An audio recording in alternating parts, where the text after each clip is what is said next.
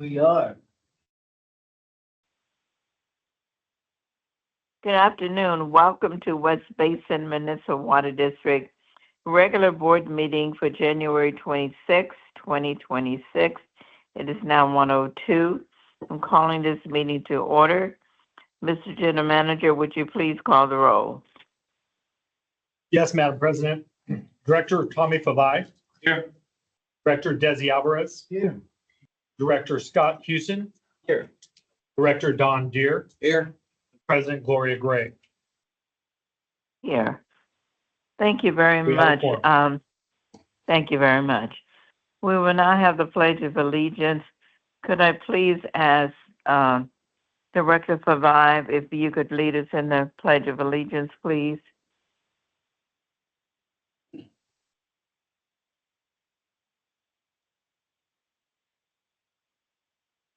Put hands over your heart. Ready, begin.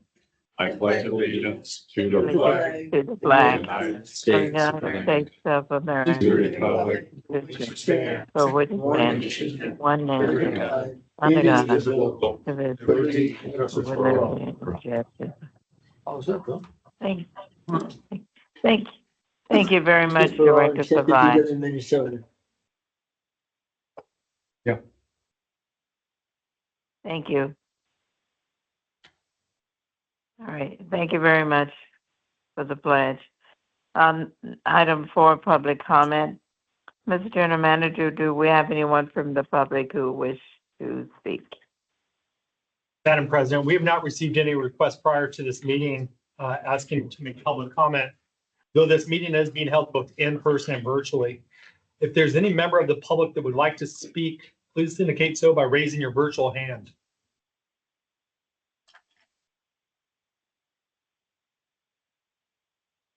And Madam President, I do not see any requests. All right, thank you very much. Item 5, presentation. We have a Rain Barrel Distribution Event Volunteer Group Check presentations. We will first have Division 1, please. Yes, thank you very much, Madam President. As you mentioned, this is that time of year where we recognize all of those volunteers from our Rain Barrel distribution events. We do have our staff member, Gus Meza, here to help facilitate this.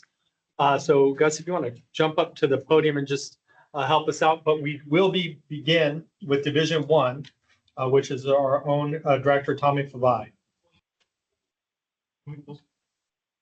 EJ, you want me to go here? Oh, you can do it right there from your, okay.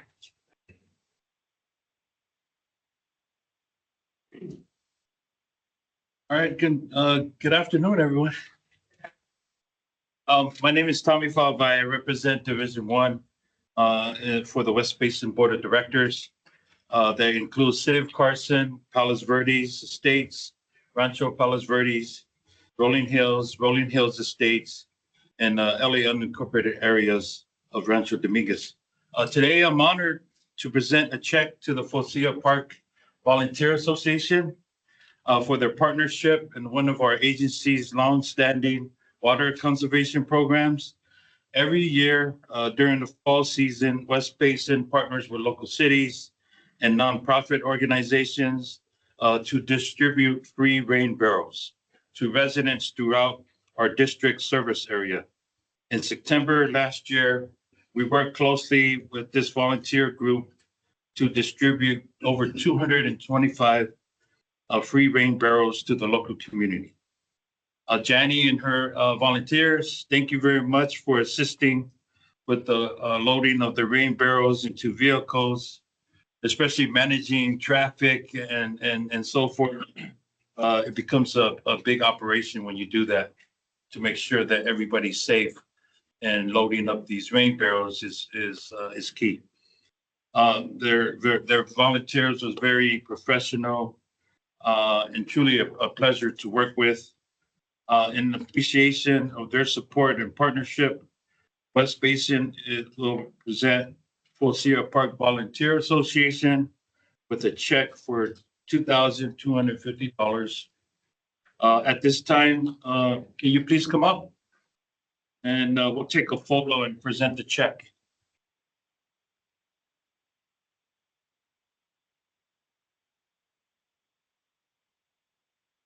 we'll do is let's take the photo against that wall with the logo. Go ahead and move out of the way. And where's the big check?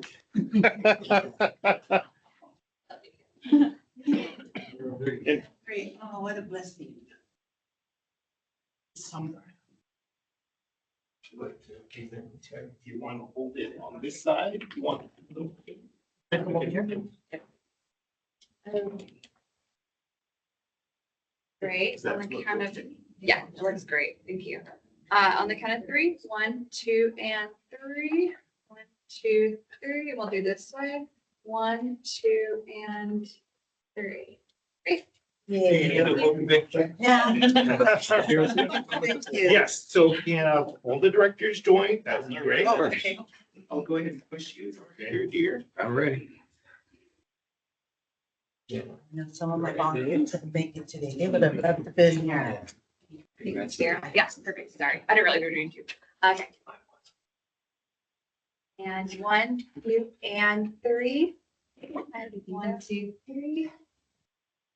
Yes, sir. Now I'll do 1, 5. 1, 2, 3. Perfect. Thank you. Thanks very much.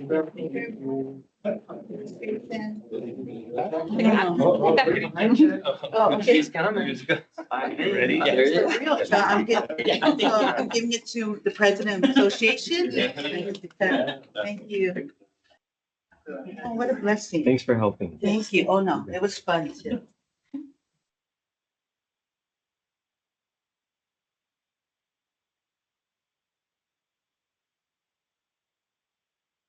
So, Madam President, the next one we have is under 5A is Division 2, which of course is represented by President Gloria Gray. And we do have representatives of the Omega Gents Foundation here today. So I'll throw it over to you, President Gray. Thank you very much. Good afternoon again, everyone. Although I'm unable to be with you in person today, I would like to say a few things about this important program. I'm Director Gray, and I represent Division 2 on the board. That includes the city of Inglewood and portions of Gardena, Hawthorne, and the LA County unincorporated areas of Ladera Heights, View Park, Windsor Hills, West Athens, and Westmount. Today, I'm honored to present a check to the Omega Gents. They provide a youth mentoring program that teaches students about leadership, positivity, family values, and increasing the number of college-bound students. The group is led by Mr. Eddie Connor, who is at the board meeting today, I believe. We have been supporting partners with the Omega Gents now for several years, and each year they help us host a rain barrel giveaway event at their high school and provide the volunteers from the Omega Gents. Back in November last year, we worked closely with this volunteer group to distribute all 300 free rain barrels to the local community. The volunteers were positive, enthusiastic, and a pleasure to work with. And that is an absolute true statement of this particular group. I've worked with them along with West Basin staff for several years, and each year, the young people who come out to help support this event, they are absolutely enthusiastic and a pleasure to work with.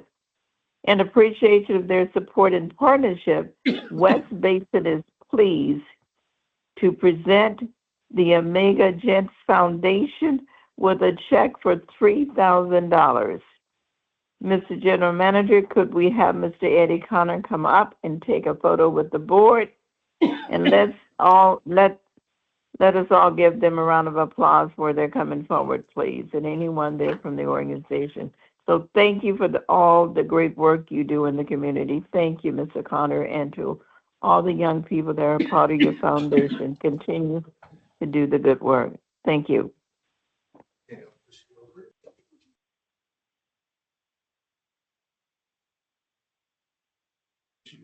Maybe it's VP, you can present the check. How's that? Then maybe Connor. That's this side. How about that? Yeah. Come on over here. To the middle. Congratulations. Thank you. Doing this. You see the check? Yeah, And yeah. maybe if you hold that at one end. Yeah, and then I'll, Mr. yeah, Connor can perfect. hold it at the other end. And I'll have you kind of get more in behind it so that Director Houston, yeah, perfect, right there. Hold on, let's see. And then, Want Director Valley on this side? I think if we, well, what do you think? So this is the center. How about Director Valley, why don't you come on this side? How's that? Yeah, I think you'd even. Yeah, there you go. You like this now? Yes. Okay.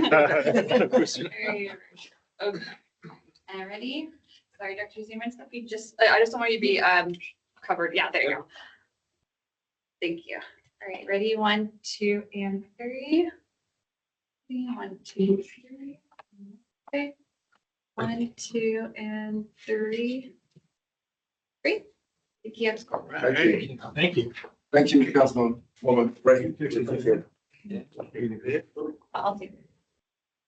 Right. and Make then sure we you have get a that real check. Check over there. Yeah, I'll push you. Real check? Yeah.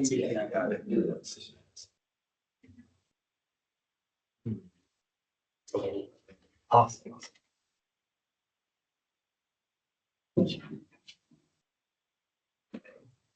And last but not certainly least, under 5A, we do have Division 5, the Lawndale High School. And so with that, I'll throw it over to Director Gondier. Good afternoon, everyone. I'm Director Gondier, and I represent Division 5 on the board, representing the cities of Gardena, Hawthorne, Lawndale, and the unincorporated Los Angeles County area known as El Camino Village. Today, I'll be presenting a check to Lawndale High School for their health district's annual free grain barrel giveaway program. This event was held at their high school back in October. Students from the Marine Science Academy assisted with the making it a great success. They helped us provide residents with 250 free grain barrels. For their support, West Basin is pleased to present Lawndale High School with a check for $2,500. We have it come up now here, so I can present the check. Let's thank the volunteer groups again for all their help.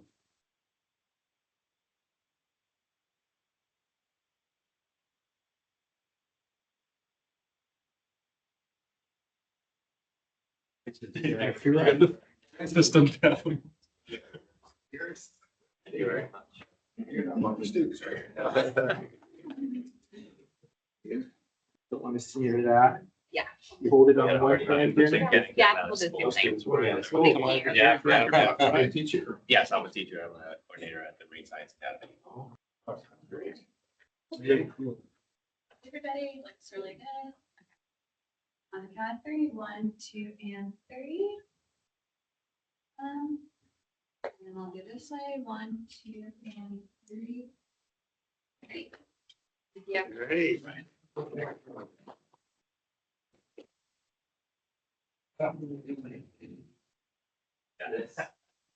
You guys like this one? Thank you so much. Thanks. Yeah.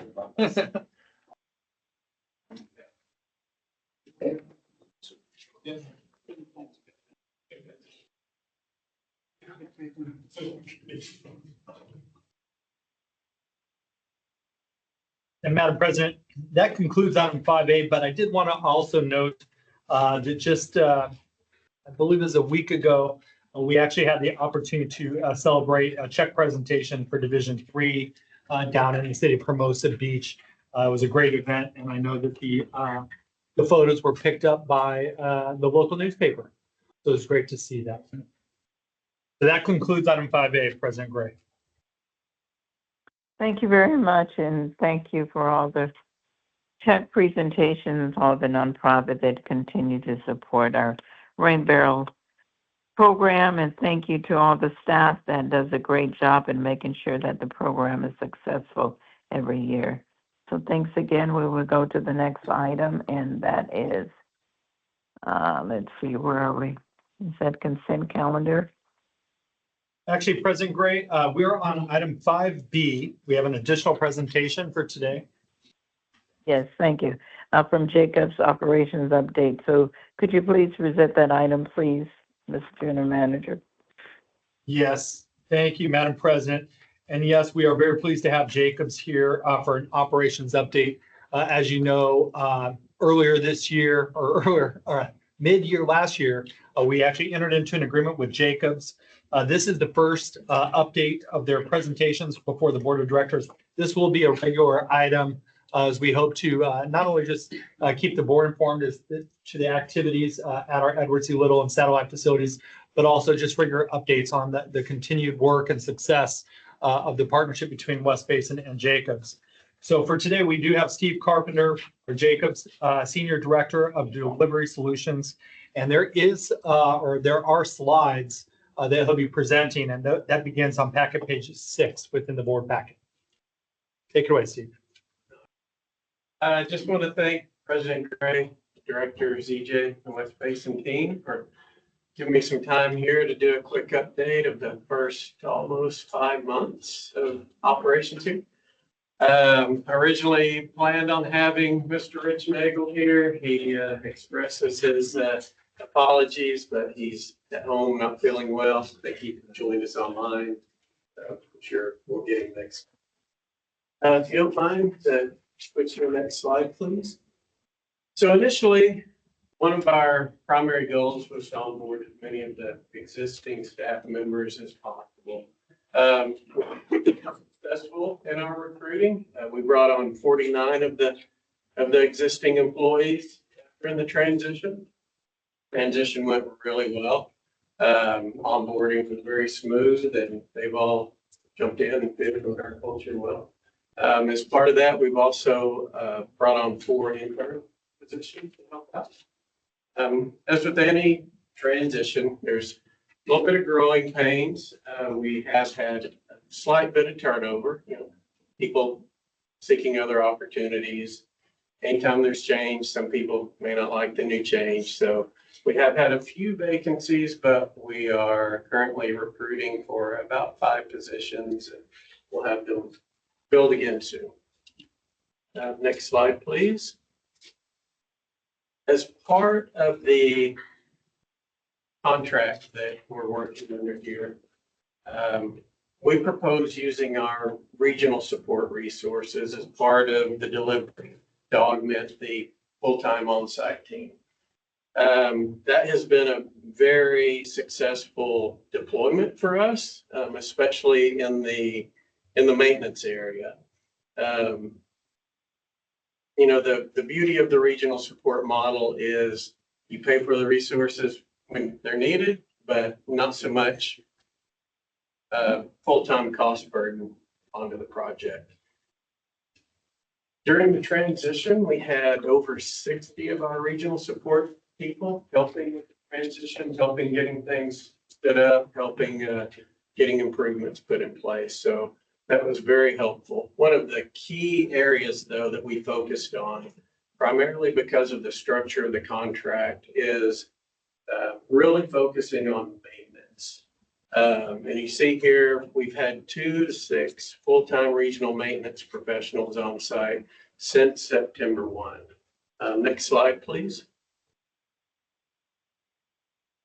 As part of that, not only does it allow us to kind of get caught up a little bit on maintenance, but it also allows us opportunity to provide some value-added services. When we first got here, one of the capital projects that was underway was a solids handling project.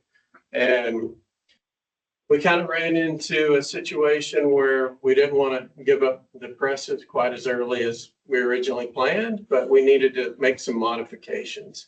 And we were able to just, by purchasing the parts needed to do the work, actually install this rerouted core flow down line to help us keep one of the presses online a little bit longer. So just for the cost of parts and a little bit of time from our regional support team, we were able to implement that successfully. Next slide, please. As part of the maintenance focus, we're looking to streamline how we deliver the maintenance services. We're looking for a little more efficiency, a little higher utilization of the existing staff. And we're able to do that by really focusing on communication between operations and maintenance. By doing that, we're really able to understand what the priorities were, what was needed to keep the plant up and running. So we have those meetings every morning.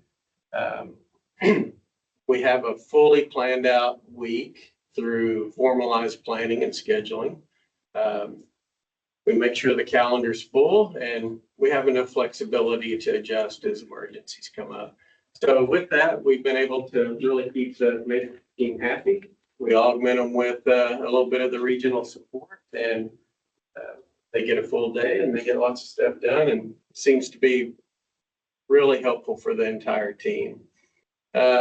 We've developed an asset management metrics dashboard, primarily focused on the KPIs in the contract, but also on our KPIs that we deploy from a Jacobs corporate level. So that's visible. That's been super helpful to make sure we're on track with everything. Next slide, please. Just want to go through some of the improvements that we've made, and just keep in mind we self-performed all of these. We've had very little subcontracted work for maintenance, which we've been really proud of. You can see here, this is one of the vehicles that we brought during the onboarding phase. We outfitted the teams with vehicles to help them get the job done, new tools, things to get the job done efficiently. This EQ Basin mixer removal repair has been on the list for a while, where we were able to successfully pull the mixer, get it repaired and reinstalled, get that EQ Basin back online with our existing staff. Next slide, please. Our big focus was to restore some of the redundancy and reliability back in the facility. It's a very complicated facility. It's a very complex treatment process. But every barrier, every process has a purpose. And if one's suffering, all of them suffer. This is one I identified early on. There were, I think, 2 or 3 of the microfiltration units out of service. There was a lot of pinning that needed to be done. It was on the schedule, but kept being pushed out. So we had a strong push to get the resources we needed in to get the pinning done and get the racks back online. So we were able to do that. Super helpful. Bring back some capacity. Next slide, please. So this backwash waste clarifier unit was, again, something that was down when we got here. We really needed this unit back on. Some of the solids overloading. So being able to self-perform this mixer repair and get the unit back online has really been a big help for water quality. Next slide, please. When we first got here, there were 3 of the blowers on the Bio4 units at Chevron that were out of service. We saw that as a pretty big risk. So again, this is a situation where we identified the parts that needed to be ordered. We ordered them, scheduled some time both with the regional maintenance team and the local staff, and we have 5 of the 5 blowers back up and running now. So this was another big win for us. Next slide, please. We've had a few outages. I don't think that surprises anyone. We had about looks like we had 8 outages here since September 1st. The majority of them were kind of external power supply feed issues. We have had a few like fuse issues or local faults that we've worked through, and that's just going to come along with it. But with some of the redundancy that we've built back into the facility, we haven't had a lot of emergency call outs with the local staff, which has been really helpful and really really good to help reduce the staff on reduce the stress on the local staff. Next slide, please. Procurement. One of our things that we're really proud of, when we made our original proposal, we were fairly confident that we could get about a 23% reduction in the cost of sodium hypochlorite, which is one of the biggest line items for chemical expenditures. Quickly after getting here, we were able to renegotiate the contract with our supplier. Actually about a 30% reduction from what you were paying in 2024. That equates to about $1 million straight across the line in chemical savings. Another big win, this was huge for our maintenance team. We were able to negotiate a higher purity line. The big advantage there, it's 92 to 97% purity, but that 5% is typically grit. Grit clogs up all the drains in the plant, causes all kinds of mechanical issues with the equipment. So that's been huge for our maintenance team, and we were able to negotiate that at the existing price that we put in our proposal. So again, another big win. We're really proud of that. Overall, it's been a fast 5 months. It's been a steep learning curve. Been really proud of the team, and open it up to questions now. Sounds like you saved us some money. We're doing our best. Yes. You like that? Are there any questions? Is that Director Deere? Would you like to ask a question? No, I'm done. Director Deere. That was it. Any other board member? Comment? Madam President, this is anyone? Director Houston. Yes, please. Stephen, thank you for the report. I just wanted to ask, because you all came in here, obviously you found the facility as it is, but you also found the customer base as it is. So just tell us a little bit about, some of the new relationships I suppose you've already built with some of our refineries and the others that we serve. And obviously we know some equipment challenges there, but can you just highlight that, please, real quick? Sure. We've been actually working really closely with Susanna on that. So, as the new contracts come into play and we start having new requirements, Susanna's been very helpful in setting up those meetings and building those relationships. That's still ongoing. I think that'll be ongoing for a while, but it's been super helpful with us to kind of understand the expectations of the client base as well as the contractual requirements. But that's going to be an ongoing thing. I feel like we've had a really good response and relationship board to board. From board operator to board operator, that communication seems really solid and coordination goes really well. Anytime we do have challenges or things. Good. And then my other question, this is more for EJ for 1 second, is, as general manager, I mean, what's your perspective as we brought Jacobs on board? I had the opportunity to be there on the very first Monday after the I guess it was the holiday to see the transition. I mentioned this afterwards at a board meeting that I was extremely excited to see not just the approach that Jacobs took from day one, but also the interaction between Jacobs, the new team, and the existing team. To me, I think it's important. We hold a place within the industry and our community. We have a lot of people that rely on Edward C. Little for not just their jobs, but their career in the water industry.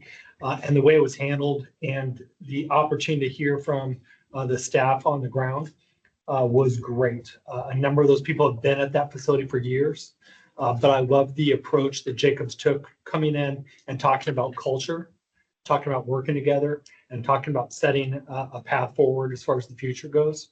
So I've been extremely pleased that in that regard. Secondly, I will say, and I sent you all an email, there's going to be a partnership luncheon this Wednesday at Edward C. Little. They're going to have a little taco truck out there. Again, this is all about building that partnership and that relationship between Jacobs and staff and the West Basin team. That is our flagship facility when it comes to production of recycled water. And the relationship that we're building there is one that's going to last a very long time. And so we're excited to do that. I invited all of you, if you're able to join us for lunch. It's going to become an informal meet and greet opportunity, but I do think that it's important to invest in this partnership. So far I've been pleased. You heard some of the highlights of some of those things that we were hoping would happen. They're happening, but there's still a long way to go. And so we're looking forward to working with Jacobs on the future. I just want to say, so, you know, I've heard all good things as the transitions happen, so thank you. And, you know, obviously I do have a little bit of a selfish interest in this in the sense, that, you know, I hold the seat that Director Little held. You know, he revered that facility. And, you know, the folks of El Segundo where I live, of course, really, you know, we respect the facility. And, you know, I just I take great pride in it personally. And EJ, and everybody knows this, but, you know, I think we do run a really good operation, and we're putting a lot of our weight on you guys to keep that up and make us better. So just want to say thank you, and I'm looking forward to future updates, and also, you know, be very frank with us, you know, at the GM level and the board as to issues you know, incur, so that we can definitely be true partners. So just want to say thank you for the update. I appreciate it. Chair, I got a couple of questions and comments. Yes, please, Director. Thank you. Thank you. Go on. Thank you, sir, for coming out and giving Jacob's presentation. I feel you guys done a lot since September. You know, the onboarding process, you mentioned it was, you know, it was kind of tough process. And the operations when it comes to like the daily operations, what are the hours of your operations when it comes to the facility of being open? Is it 24-hour Yeah, facility, you know, and the facility's in operation 24/7. okay, got it. And then you mentioned about retention. Is this retention before you onboarded, you know, those 49 employees, or after you onboarded the employees? So Did you experience the retention? at the transition on September 1st, we onboarded 49 of the existing.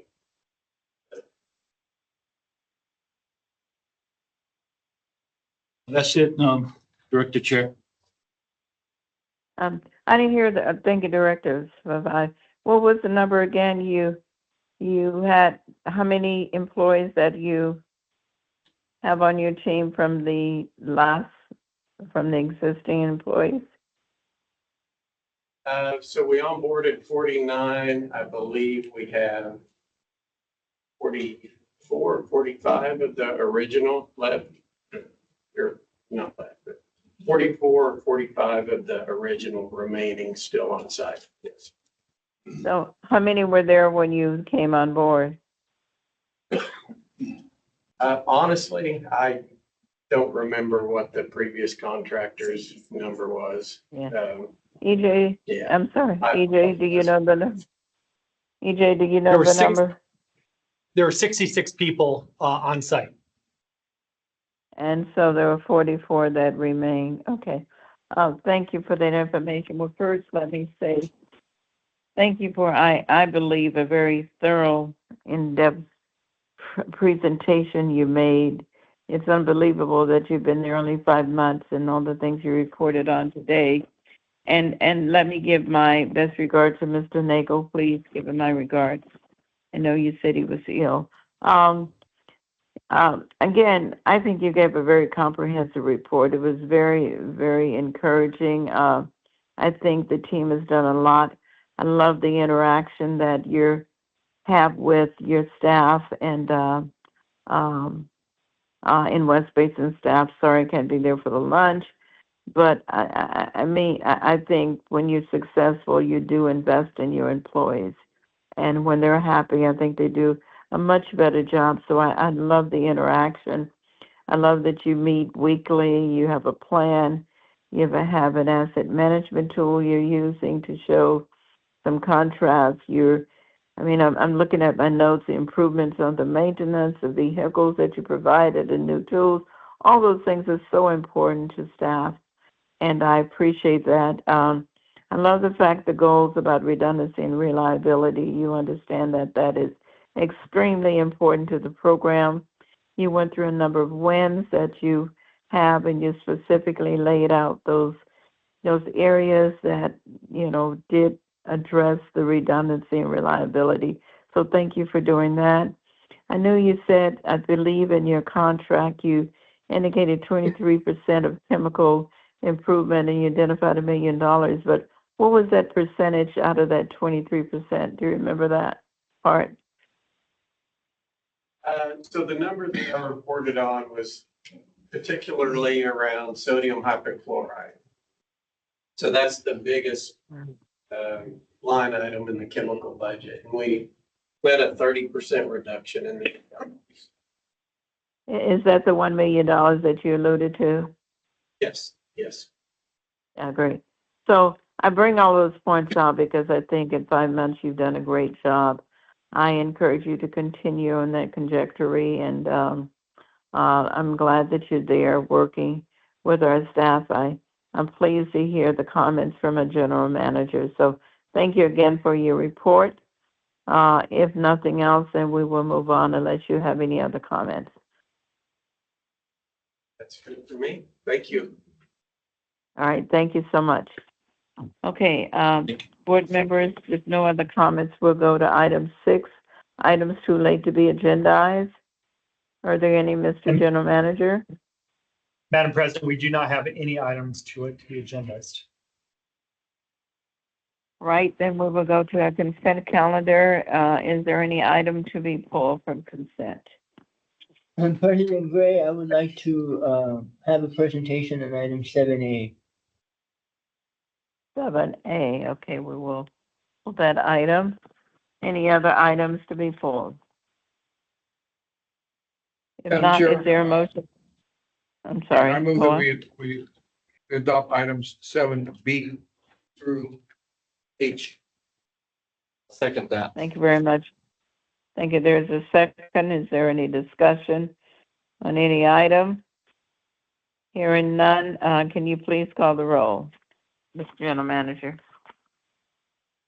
Director Tommy Fabai, Yes. Director Desi Alvarez, Yes on all items except 7C, and that would be a no. Director Scott Houston, Yes.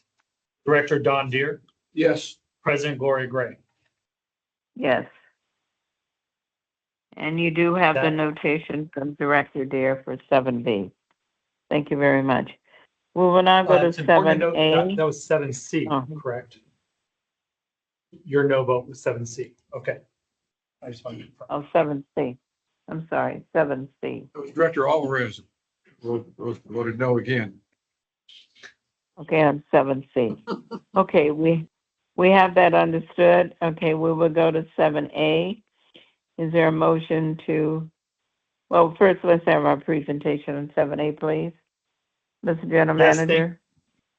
Yes, thank you very much, Madam President. Item 7A is adopt a support position on Assembly Bill 35 by Assemblymember Alvarez. It's important to note that there is a typo within the recommendation. It does state that the board adopt a support position on Senate Bill 35. That should be AB, Assembly Bill. It's important to note that this item was moved through the West Basin Water Policy and Legislative Committee with a recommendation to approve. And we do have Augustine Hahn on hand to present this item. And this item does begin on packet page 18. Thank you, EJ. Thank you. Thank you, President Gray. And so happy to give the presentation to the board. If we could move to the slides, please.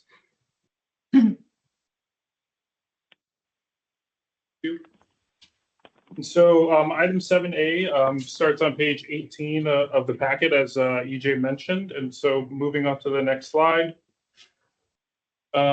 Assembly Bill 35 by Assemblymember Alvarez relates to the implementation of Prop 4, the climate bond that was passed in 2024, and more specifically, how quickly these funds can be utilized. AB 35 also lists Senator Allen, a West Basin delegation member, as one of the co-authors. And you'll recall that Senator Allen was actually the author of the bill that placed the bond on the ballot in 2024.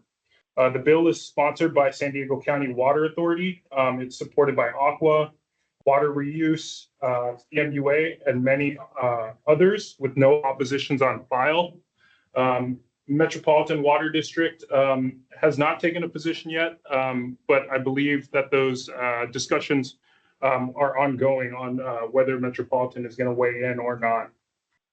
This bill most recently passed the Assembly Natural Resources and Appropriations Committees unanimously and awaits action on the Assembly floor. We can move on to the next slide, please. So just in summary, the bill seeks to exempt the Prop 4 funds from the Administrative Procedures Act, or APA. The APA establishes rulemaking procedures and standards for state agencies in California. According to the bill analysis at Assembly Natural Resources, the average timeline for APA rulemaking varies, but generally requires about 12 to 18 months to complete a rulemaking process. Staff is seeking a support position because pressing issues such as water recycling and wildfire prevention require immediate funding. This does not eliminate any transparency or public engagement of the process. Prop 4 was approved by voters by about 60%. And many of these programs that are being proposed to be funded by Prop 4 have gone through a formal rulemaking process in order to create the program itself. Next slide, please. Just a little additional information about Prop 4 and APA. You'll recall that there was $3.8 billion for safe drinking water, drought, flood, and water resilience, including $386 million for water reuse and recycling. And there was also $1.5 billion for wildfire and forest resilience. The APA is administered through the Office of Administrative Law, or OAL. And as I mentioned before, it establishes the rulemaking procedures and standards for public participation. We can move on to the next slide, please. As far as a benefit to West Basin, it will help get critical funding to recipients quicker in our communities. And it's also consistent with how past climate bonds were handled. And so I think the narrative here is that in regards to Prop 4, the APA exemption language was not included kind of as part of the end of session negotiations that were happening last year. Staff feels that this still preserves the transparent public engagement process, and also feel that this aligns with West Basin's board adopted policy principles and legislative priorities. Move on to the next slide, please. And just coming back to the recommendation, EJ mentioned the typo, and so just to restate that for the board, the recommendation is that the board adopt a support position on AB 35 by Assemblymember Alvarez. Happy to take any questions. Thank you for the presentation. Questions, Director Alvarez? I do have some questions. Thank you, President Gray, and thank you for the presentation. A couple of things. So the purpose of this bill is to get the funding out sooner. How much sooner is the process? And what does this bill do in terms of things that would otherwise have been done that will not be done in order to make the process faster? Sure. Thank you, Director Alvarez. And so this bill is, like you stated, intended to get the money out faster. This bill is asking for an exemption in the APA process, the Administrative Procedures Act. And according to the staff analysis at Assembly Natural Resources, it stated that a rulemaking process can take up to a year. And so this process is designed to share draft regulatory language and receive public input, and creates this process whereby an agency such as the State Water Resources Control Board can take to adopt the regulation. And so this bill is asking for an exemption in the APA process so that they do not have to go through the formal rulemaking process and can get the money out faster. Okay. AB, the Prop 4 bond was passed 3 years ago. Sorry, what was that? Prop 4 was passed by the voters 3 years ago. Yes. And so you're saying the APA process takes a year, and that this has now been 3 years in the making. I have a little bit of a misunderstanding, I guess, would be why the APA process is taking so long, even when in your presentation, you're saying it's 1 year, the bill's 3 years old, or the bond's over 3 years old. Where's the disconnect? Why isn't the APA process, if it really is a 1 year process?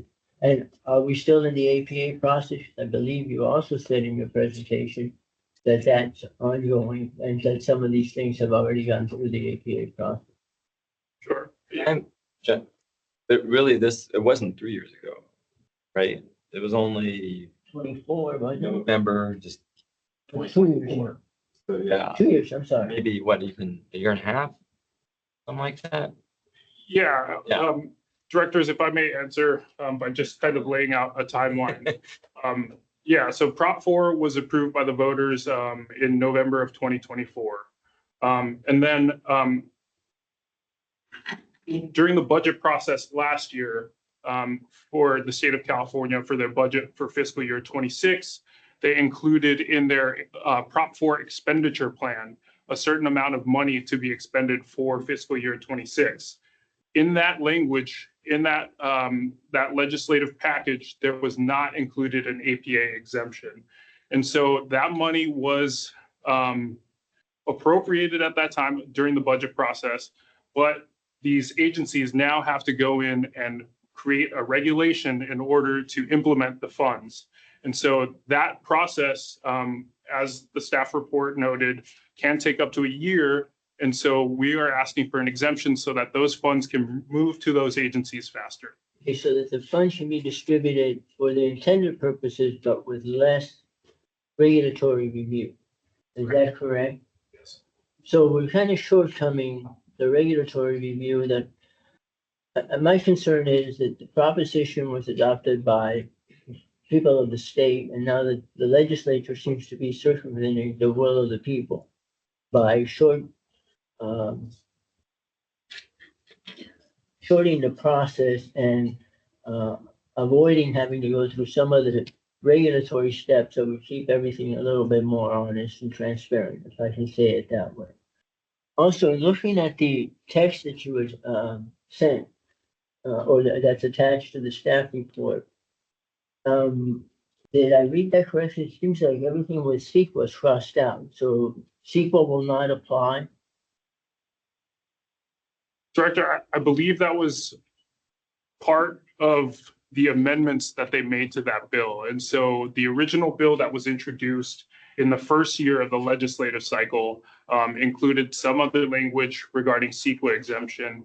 And then when it came time to do this APA exemption process, they amended that bill to include the Prop 4 APA language.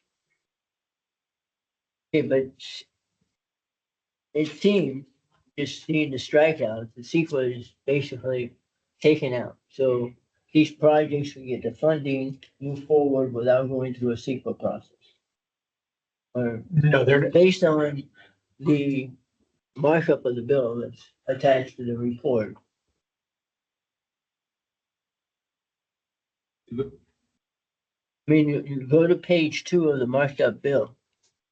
Yes, It's, you know, everything with respect to the California Environmental Quality Act is stricken out. Right, if I could, I think it's a gut amendment. Meaning that, I would agree. right, but it's a whole different vehicle, so it's essentially unrelated. They just used a bill that was already in the process at a certain stage. And they removed it so that it's not, what the previous bill is no longer proceeding, so now it's a related subject, but it's not the same. All right, so how do we know that CEQA is still going to be applicable to these projects? Where it's necessary, not all projects need to go through CEQA, I understand that.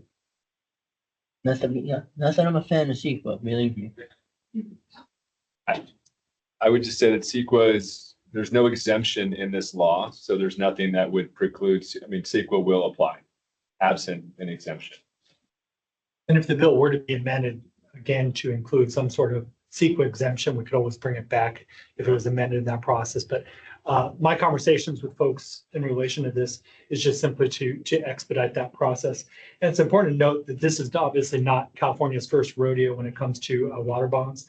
A lot of the language that are included in those bonds are actually fixed language and what I would call fixed buckets.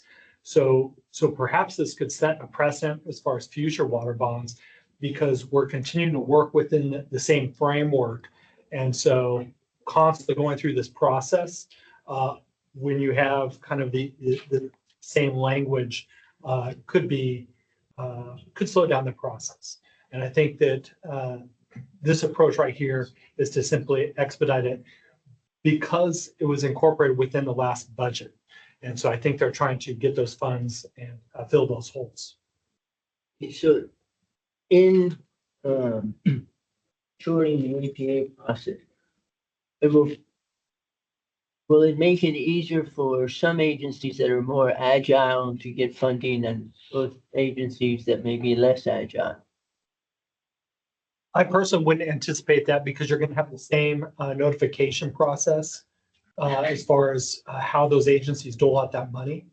But it'll allow them to put out those rules and processes so that agencies like West Basin could look at it and identify what projects fit within those buckets.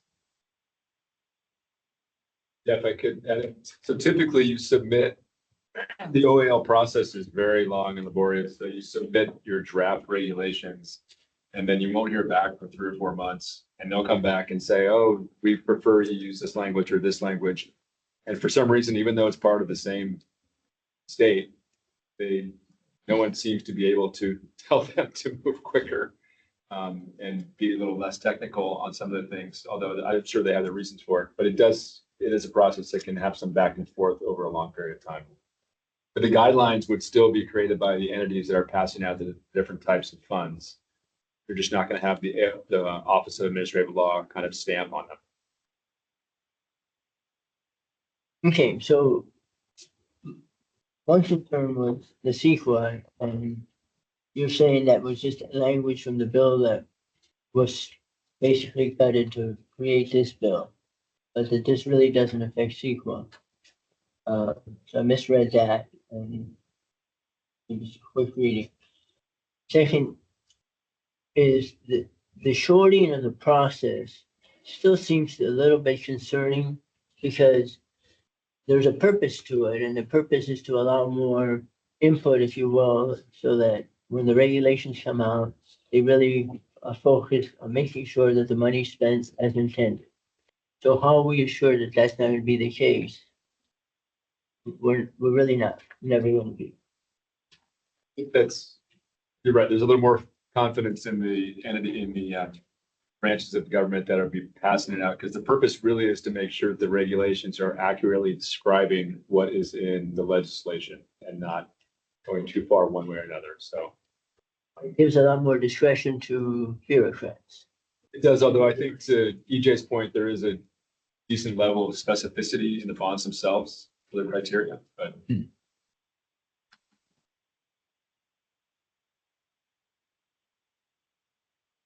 All right, well, thank you for those clarifications.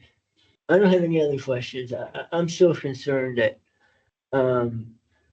shorting the process is not in the best interest when it's a bond that was passed by the voters of the state. Kind of stepping in after you vote and then saying, well, we're gonna change some of the intent that you voted for. Are you done? Can I ask the question, Madam President, please? Yes, please. Yes. No, I think I get what you're saying, Director Alvarez. I just, let's see, I want to make sure I understood something proper here too. So it sounds like normally they probably would have had the language in the measure that went to the voters, but somehow it got left out. That's what I think I'm hearing. That's correct. This is sort of like a fix. It would have been in there. Somebody didn't get it in there, which these things sadly happen. But that's been generally the case with previous bonds and, yada, yada. Plus, this is designed to get the money out the door, which is what we all want, right? So on that note, I'm okay with it. But the other thing is, can you please re-mention the supporters? You read a list of a few of the supporters already of the bill to us. Who are those? Sure, absolutely. The bill is sponsored by San Diego County Water Authority, supported by Aqua, Water Reuse California, California Municipal Utilities Associations, and many others. And I'll just mention that there was no opposition on file on any of the assembly analyses. Great. All I would ask, when you guys do these again, please, can you include anything we know up front, like of people supporting and opposing? And I heard you say that Met has not taken a position yet. They have not yet. Yes. Because I think it's very helpful for all of us to figure out, well, who are the ones that are already there, as well as those who are opposing. But as far as I'm concerned, it seems very straightforward, and this is a sad need of a fix, but to get things to move so we can get it out the door. And I believe project by project, they're still going to have to deal with CEQA or what have you, depending on the project is, I think. So anyway, that's where I'm at. Thank you, Madam President. I'm ready to make a motion if you'd like. I have just a couple of questions, if you don't mind. Yeah, thank you for those questions, directors. This particular amendment will go through the legislative process, right? Is that correct? That's correct. That's correct, President. Right. And besides the San Diego Water Authority, are there any other specific water district that have taken a position on it? President Gray, yes, the Water Authority is a sponsor, Association of California Water Agencies, Water Reuse California, CMUA, and there were also some metropolitan wholesale agencies. I believe Cayugas was one of them that had signed on, and I'm not recalling some of the others, but there were a lot of water agencies. And I'll just restate that there were no oppositions on file for this legislation. And Augustine, if I could just add, one of the issues that water agencies like West Basin go through on bills like this is kind of the process in which agencies take positions on bills. It's important to note that the sponsors and some of our associations had asked all agencies to come online and support prior to the bill being amended and prior to the process. What West Basin has done is stuck to what I would say is our traditional process, that if it's not an urgent matter, it always goes through committee and through the board process. And what you're seeing from a lot of those other things is exactly that. We've contacted a Metropolitan Water District to see where they're at. They anticipate taking a position, but they're going to go through their process just as we did this month. So I think that's where you're seeing kind of the associations that were able to all jump on, because their committees are all constructed with staff and different member agencies. But I would anticipate a significant push by a lot of specific agencies, just like we're doing today. Okay. All right. Thank you for that. All right, Director Houston, you want to make a motion, please? Yes, I would move staff's recommendation. Second the motion. Director, there's second. Is there any further discussion? No further discussion, Mr. General Manager, call the roll. And this is item 7A. Correct, yes. Director Tommy Favalle, Yes. Director Desi Alvarez, I'm gonna vote no, and I'm voting no because I think that, this is a change to a voter-approved, bond measure where the voters are really not cognizant of the changes and they voted on language that was before them and as they understood it at the time they voted. And, although the intent of the bill is good. I agree that the process takes way too long for going through the administrative overview and setting the regulations and so on. Highly bureaucratic, very frustrating for everybody. And at the end of the day, it results in the amount of money that's allocated for that doing less just because of the time value of money and the delay in getting it out. But the voters really should be the ones making these decisions, and it is not, in my opinion, in the best interest of just transparencies and so on. And this is one of the things people complain about. We vote on some things, and then the legislature will make changes, etc. And I believe that's a problematic item that we need to deal with. So I'll be voting no. Thank you. Director Scott Houston, Director Don Deere, Yes. President Gloria Gray. Yes, yes.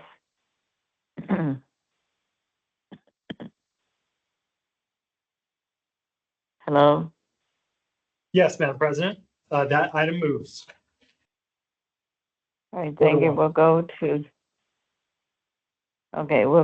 the next item. We have the action calendar, it's item 8. Is there any item on action that needs to be pulled? Is there one more on the consent of what's pulled? What is it? Director Spivak, are you saying something? Oh, no, I thought there was another consent item that was pulled.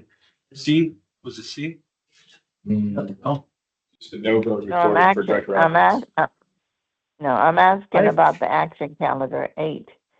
8 is action calendar, there's 8A, 8B, C, D, and so forth. Any item there to be pulled? Madam Or to be President, it's altered? important to note that item 8 on the action calendar, none of these items have been approved by a committee or have a committee recommendation. So it would be staff's recommendation that we move through the action calendar through each item. Okay, all right, we'll go to action. Item 8A, this is annual board reorganization. You want to read the item, please? Yes, Madam Okay. President, item 8A is our annual board reorganization, as you mentioned. It's important to note that the 2025 calendar year was a extraordinary success, I think, not only with the adoption of our current fiscal year budget, but in all of the activities that we've taken a part in, specifically our most recent anniversary celebration. And with that, in January, annually, we do look at our board reorganization. And for the presentation, we do have Desiree Quintero, our Manager of Administration. And this item begins on packet page 117. Thank you, EJ. Thank you. Good afternoon, members of the board. As noted, the annual board reorganization item can be found beginning on packet page 117. The Administrative Code Section 2-1.202, Officers of the Board states, the board shall reorganize in January of each year at its first regular meeting by electing one of its members as president. At the same time, the board may also select a vice president who shall be a board member, a treasurer and secretary who may be members of the board, and a deputy treasurer and deputy secretary who will be district staff members. The election of officers of the board of directors facilitates the appointment of committees and assignment of representatives to affiliate organizations as well as the operations of West Basin Municipal Water District. The current board officers are as follows: Gloria D. Gray, President; Donald L. Deere, Vice President; Scott Houston, Treasurer; Desi Alvarez, Secretary; The current appointed officers are as follows. Wendy O'Kelly, Deputy Treasurer. Desiree Quintero, Deputy Secretary. And with that, I would like to read the recommendation. Staff recommends that the board elect the following 4 board officers and the 2 appointed officers at the January 26, 2026 regular board meeting. Board officers, President, Vice President, Treasurer, Secretary, and appointed officers, Deputy Treasurer and Deputy Secretary. Thank you. President Gray, I'd like to make a motion. Okay, On this item, I would like to move the following, that we elect or appoint Director Deere as president, Director Houston as vice president, myself as treasurer, Director Fave as secretary. And that Wendy O'Kelly be appointed deputy treasurer and Desiree Quintero deputy secretary. okay, is there a I'll second. second to that motion? This Who is Houston, seconded? I'll second. Second, All Houston. right, thank you. All right, thank you. Is there any discussion? All right, I do want to say this is what we traditionally do, so I certainly think that everyone should support this item, but I will be supporting it, but this is what we traditionally do in terms of our officers. So with that, would you please call the roll? Director Tommy Favai, Yes. Director Desi Alvarez, Yes. Director Scott Houston, Yes. Director Don Deere, Yes. and President Gloria Gray. Yes. Congratulations to all the new officers and appointed officers. And just a couple of comments. I want to say thank you to the board for allowing me to serve as president this past year.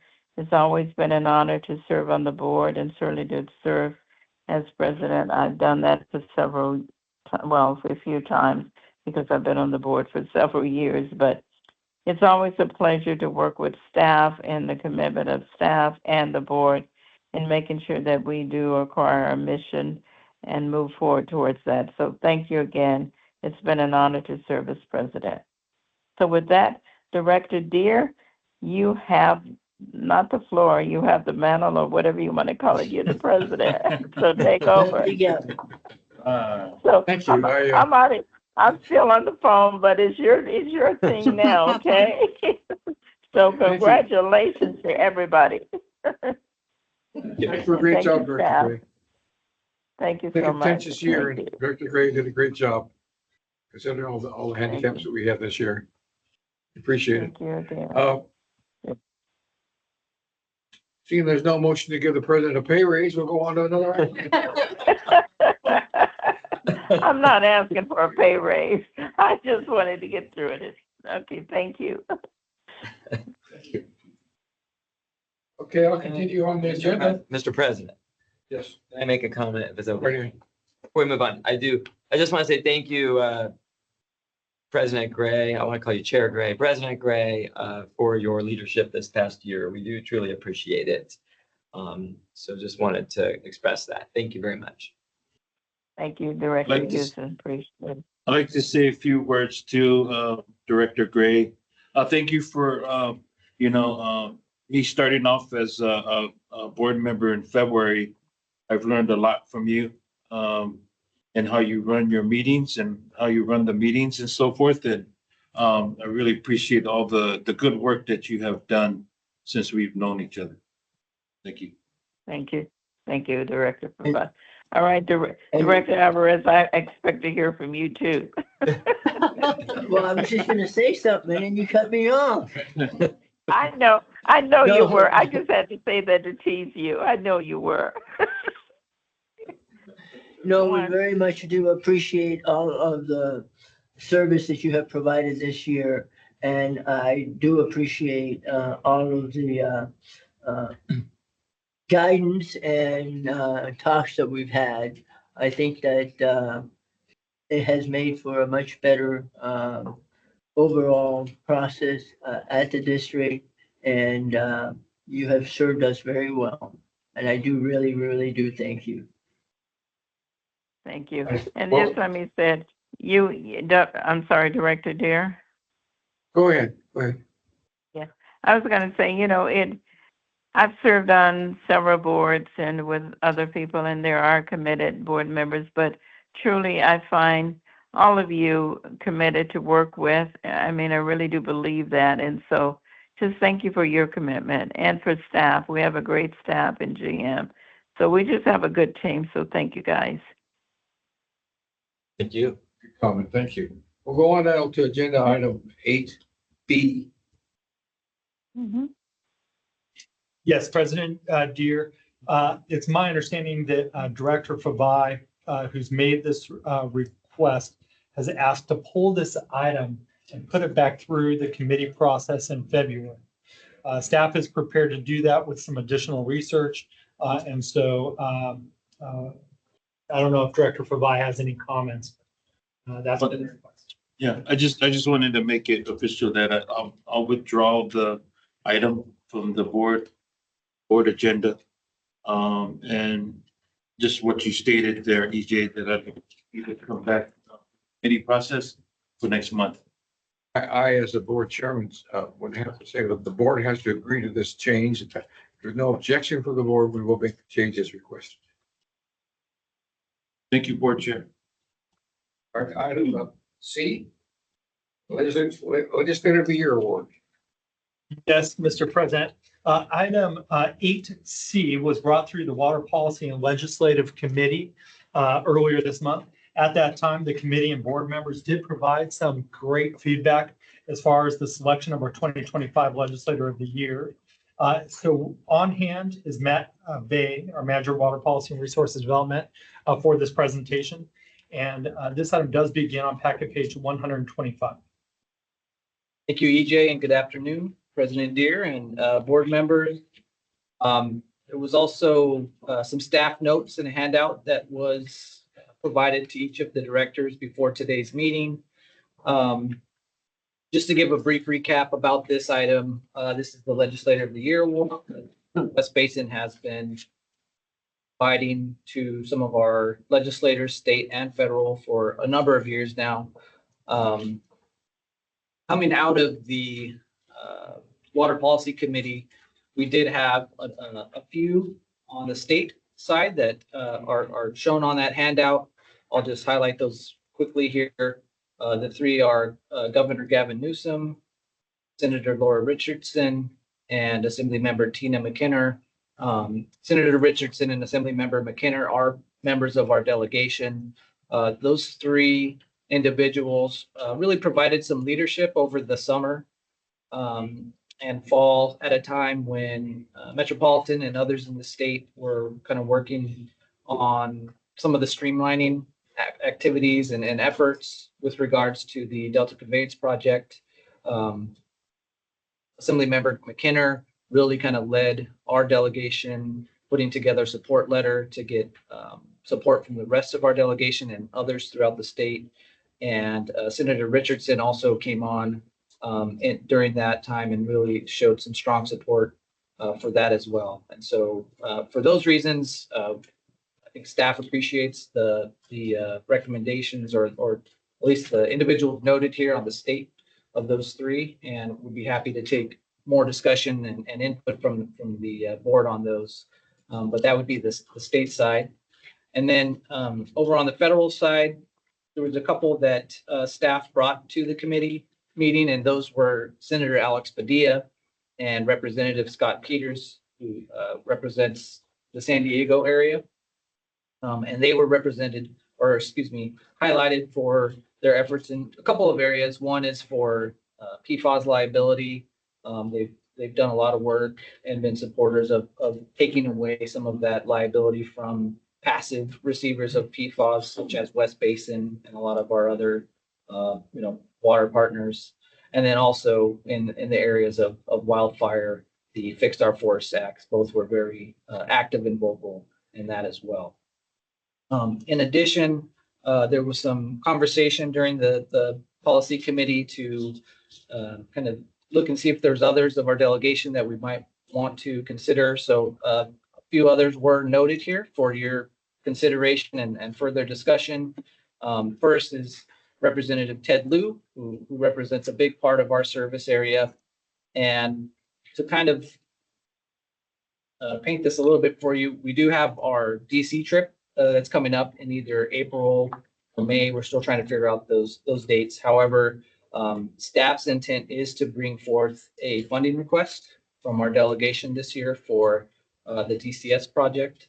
And a big part of that is the cybersecurity aspect of that. And Representative Liu has been a huge advocate and leading voice on cybersecurity. We've gone to his office in the past for other funding requests. So it might be a good opportunity to recognize him for that, and also maybe to set up some meetings that we might have with him in DC.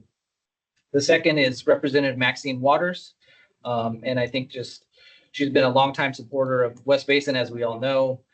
She was critical in us getting the $3.8 million for the Harbor South Bay project a few years back. Again, we know that she's somebody who supports us. And again, she always meets with us when we're back in DC.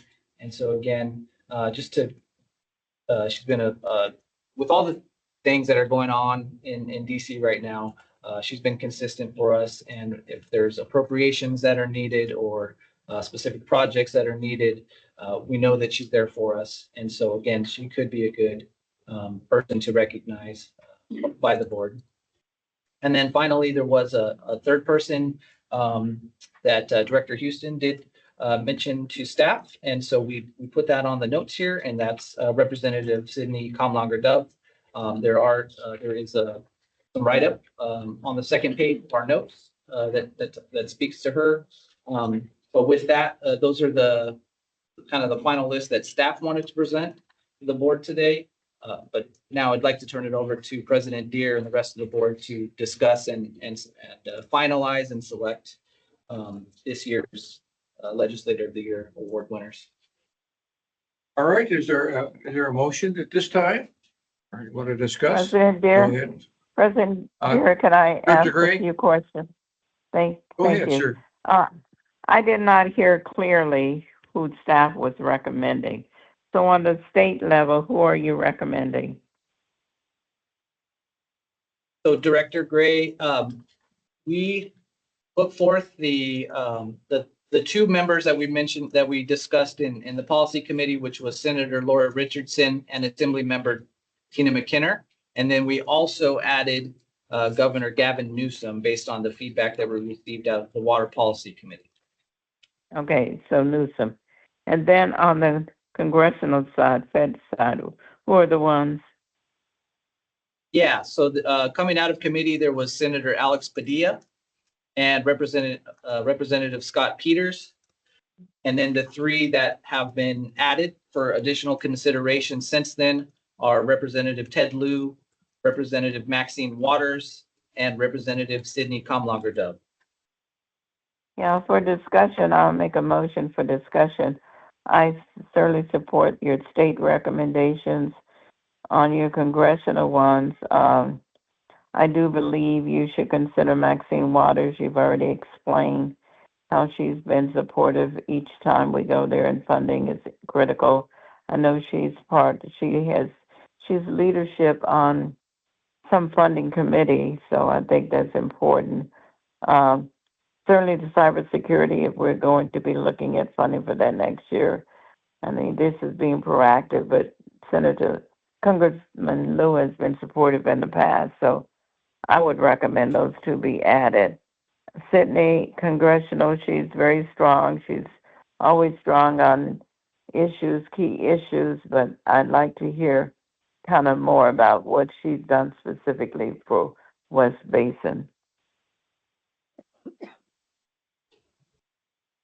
Other comments? So the motion is to add those two names to the congressional, agree with the state, but have further discussion on Sydney. That's the motion. Okay, the motion is to approve the 3 state recommendations and then add to the 2 federal recommendations Ted Lieu, and Maxine Waters. Is that correct? Gloria? Yes, yes, and then further discussion on Sydney. I'll Background on Sydney. Can second it. you do that for us? Well, I'll second it for, yeah. You know, what, well, I would like to hear if staff has anything additional on Sydney Comliger Dove, but I know that we've honored her in the past. I don't recall what it was. It's been a little while, but you know, I do know that she does serve on House Natural Resources, and she takes a very big interest in the environment and in water issues, not just domestically, but internationally. So, you know, I think if there's something she might have assisted us with that we could, you know, kind of acknowledge her for, that would be great. But I also would say that she's definitely been very engaged since getting in Congress. And she's, you know, been in some leadership roles already, and she's gone to bat for, you know, parts of our district that she represents. So, but I just know she has a real heart for the environment and for looking at things, you know, through a new lens, because once she got on, she's also on like does some international trips, and I've heard and I've actually seen she wrote some things about it. I'm like pretty amazed. She's taken it to heart. So I think it's still up for discussion. Maybe if we could potentially honor Comliger Dove. Mr. Chair. Yes, go ahead. Can I hear the staff? Can I hear staff's comments, please? Because I do think, I'm glad Director East reminded us, we did honor her, I think, before, and I just want to know kind of to connect what she's been doing right now, because she's a very strong leader on any issue. So I certainly want to support her leadership, but I just want to hear something from staff. Sure, President Deere, I'll respond to that. I would say that I think, as we all know, Representative Comliger Dove is still pretty new to Congress, but she is a fierce advocate for her district and for many things that impact the residents of our service area. Couple areas that I could mention is one for the wildfires that occurred last year. She was very vocal on supporting, you know, all the rebuilding efforts, the efforts to support, you know, folks that were impacted by that. So she was definitely one of our delegate members that was very vocal with that. I also highlighted on the notes there that she does serve on the House Natural Resources Committees. It's called the Sustainable Energy Environmental Coalition, which advocates for sustainable environmental policies, including water and coastal issues that all certainly exist within our West Basin service area. You know, the types that they're very active with the bills that they you know, support or get involved with. Some years there's more water bills, some years there's not. But it is something that she's very involved with, and it's something that certainly there's a nexus with West Basin and the things that we care about and prioritize here. So, you know, this Legislator of the Year award, I think from staff's perspective is to recognize legislators that impact our service area. She definitely is somebody who is kind of operating on multiple fronts to represent our service area. Okay. I think beyond that, I would kind of leave it up to the board to, you know, to decide what they would like to do with that. Mr. Chair, could I amend my motion to include Congresswoman Sydney Comliger Dove in the motion to be included with the congressional folks? For the record, you recommended 8 people, right? There's 6 people. 6? Eight. We're doing the federal and the state together. And so, and we're recommending 8 people altogether. Okay, that's the motion. Yes. Is that motion been Scott, seconded? Yeah, I think he was a second. And I'll accept her change. Yeah. Okay. There's no objection. Please call the roll. I have a question. Yeah. What exactly are we voting for? Selection of If we the, vote for this, what is the outcome? That we're gonna then select from those 8? No, No, those would be No. the awardees. Oh, we're gonna give 8 awards? we've given out many awards some years, Yeah. in case you're I- unaware of it.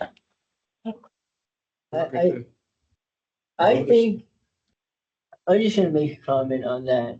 I think that we should give an award out to everybody, kinda. And so everybody gets something. But an award should be recognizing one individual. And I think at the federal level, it'd be good to select one individual, and at the state level, to select one individual. As opposed to giving out 8 awards, you know, if I'm getting, if I was a state legislator and I was getting the best award, and then I found out that, oh, there's 5 other people that got it, it wouldn't mean as much.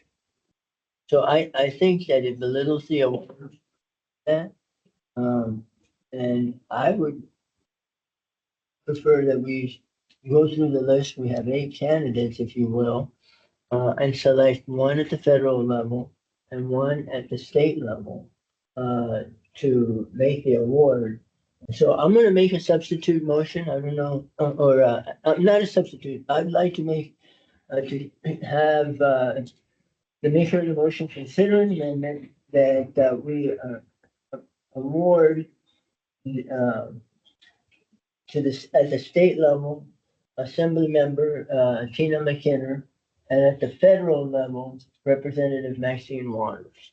We've given away 8 and even 9 awards, as you know, past years. I understand that, and I think I've mentioned that it doesn't behoove us to give away awards like they Like don't water. mean as much. So I would like to have that amendment considered. I don't know if you'd consider that amendment, Director Gray. All right, can I comment before I Yes, even yes. respond to your motion?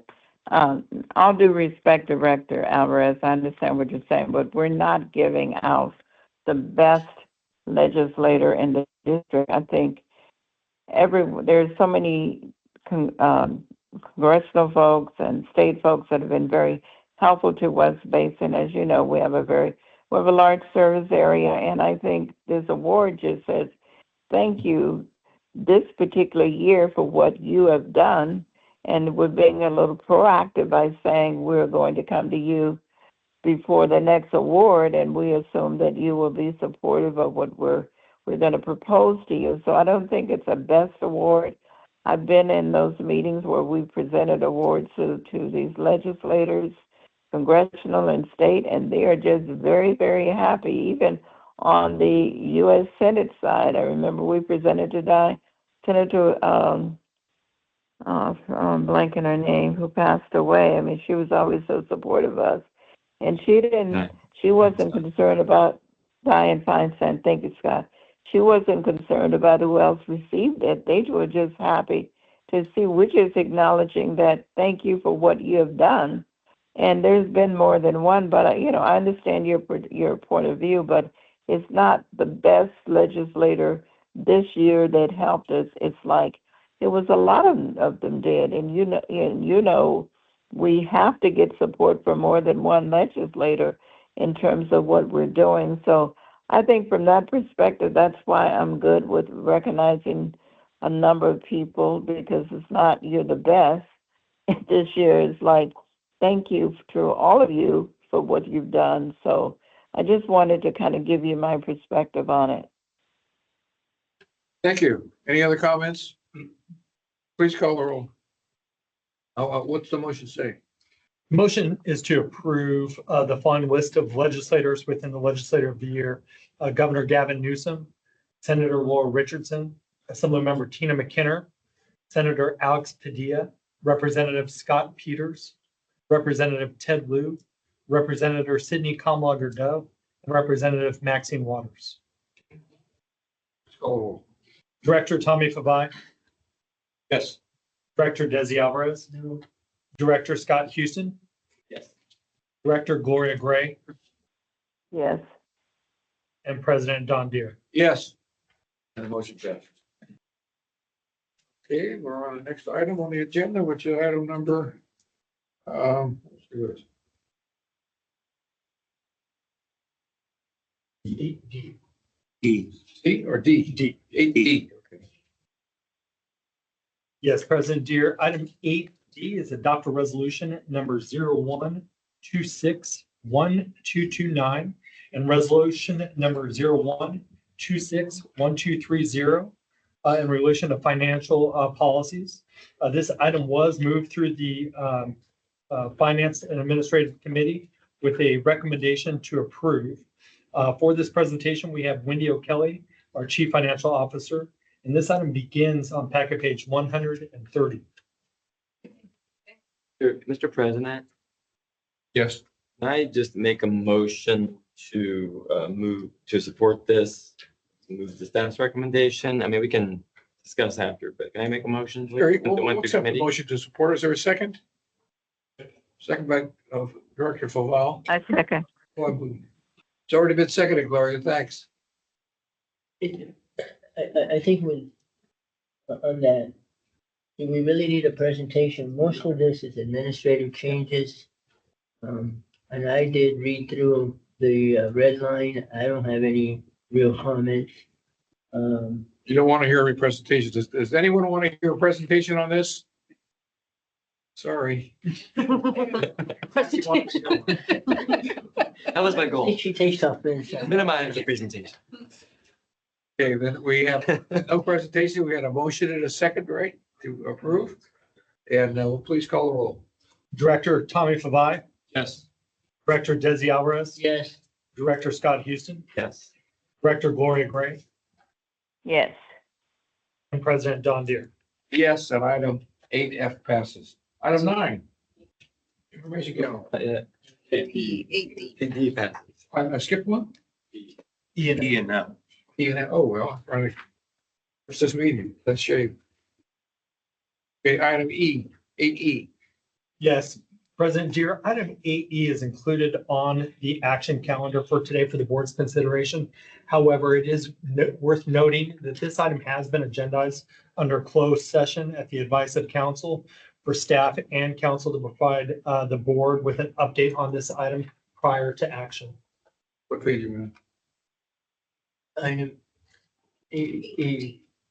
Page, That item would begin on packet page 261. It's worth noting if the board would like to take action on this item prior to closed session, staff is available for the presentation. I very much appreciate that, because if you started the presentation, I was saying, this is something we should discuss in closed session before we vote. So I would agree that we should go into closed session, discuss it, and then come back. And maybe consider it or not, depending on what the discussion goes in closed session. I second that. if there's no objection, we'll do that. And that was 8. Right? All right, 8F. Yes, President Deere, item 8F was requested to be added to the agenda per my discussion with President Gloria Gray. This item does relate to a request from legal counsel Basin Krieger to consider an amendment to the general counsel agreement. Within the board packet, we do have an item. It's begins on packet page 384, and that is a correspondence from our legal counsel Basin Krieger. So with that, I do know that we have Joe Byrne here, our legal counsel, who's happy to walk through this request from legal counsel. Yeah, thank you, EJ, and thank you, board. I included a letter in a packet, and what we're hoping for or requesting for consideration, I appreciate the opportunity to talk about it, is the increase we've had. But as you know, we have one rate structure, which is no distinction between general counsel and special counsel services. And it's turned out to be a little challenging for us with some of the market changes, costs as well, and trying to make it a little more advantageous for us, or not advantageous, but profitable for us in some ways. And we're looking for a slight adjustment. It's kind of a one-time fix, hopefully. do have the CPI that is in the contract, which allows for periodic increases. And ultimately, I've provided what I think is a structure that or hopefully works and maintains the same approach that we have. I'm happy to talk about it. And of course, I've really enjoyed over the course, it's been almost 3 years now in March. Ryan and I, and Ryan's here as well, have been working very hard and thank the staff are fantastic and the board is fantastic. And I think we're doing a solid job and we're always looking to improve and had a couple of hiccups along the way, but overall feel like we understand the district and are providing value in cost efficient way. And we really hope to continue to be doing so for a long time. So just for consideration and discussion. Mr. Chair. Yes, Gloria, go ahead. Yeah, if Mr. Byrne is finished with his presentation. Yes. I have had discussion with the general counsel. I mean, the board has interacted with the general counsel, know the work of the firm. I think they've done good work for the organization. I've reviewed the document as it shows comparative districts and so forth, and I do find that there is room for increase for his contract. I'd like him to read whatever his recommended proposal to be before I make any kind of motion. So if he could read what his proposal is or state it. I'm happy. Yeah, I'm happy to, the proposal would be for the rates to be for myself at $420 an hour, partners no counsel 400, associates 336, and non-attorneys at 206. And the current rates are 364, 305, and 187. And like I said, that's a 10% increase and a little slightly more for my time. Okay, so that's the proposal. That's the proposal. And as I said, I looked at the comparative districts, and I think that's reasonable. Some of them are between 10 and 15%. I think 10 is a very reasonable number for Mr. Byrne to request his board to consider. So I know there may be discussion, but I'd like to move a motion to do that if you care at this time, or if you'd like discussion, and then I'll make the motion, whatever the place of the chair is. Yes. Your motion is to discuss it? No, the motion is to move forward with it. Or to Move approve forward it? with the proposal. Approve. Yes, Okay, yes. is there a second to the motion to approve? Second. All right, Director Faval seconds the motion. Under discussion, the motion is under discussion. Go ahead, Director Houston. I have a question or two, and I really thank you, Joe, for bringing this to our attention. Just remind me, let's see, we have, what's the term of our contract with you all? It can be terminated at any time. Okay, Yeah. so we just, Well, okay, got it. And my other question is when would this go into effect? If we approved it today, would this be immediate? Would this be next month? I mean, it's at the pleasure of the board. Yeah, I was thinking I'd just do February 1st if it was approved, but I think that would be one thing we want to talk about.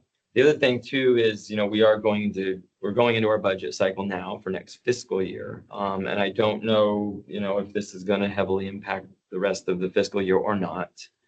Maybe I'll ask EJ in a second on that, but,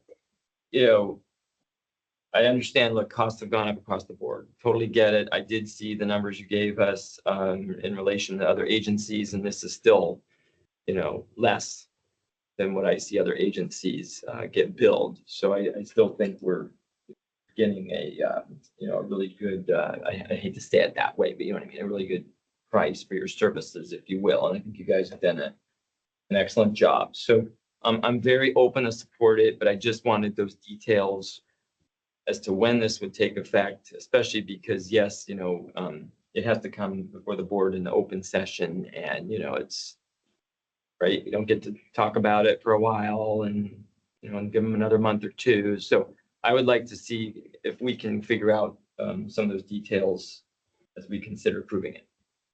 So that's where I'm at. What do you want to do now? Well, if any of the other directors want to opine, but I want to hear EJ, is this, if we were to if this started next month, is this going to heavily impact us on our finances at the moment? Is this something obviously you'll be putting into the budget talks for the new year, fiscal year? Definitely, in relation to the next fiscal year budget, we would be looking at our average hours and how we've been utilizing that. It's important to note, as you mentioned, that this was not budgeted, the increased rates within this fiscal year's budget. I will say that staff at the board's just direction, we've been very, I would say, judicious about how we utilize legal services. We, as staff, are watching our costs on every decision and every corner we turn.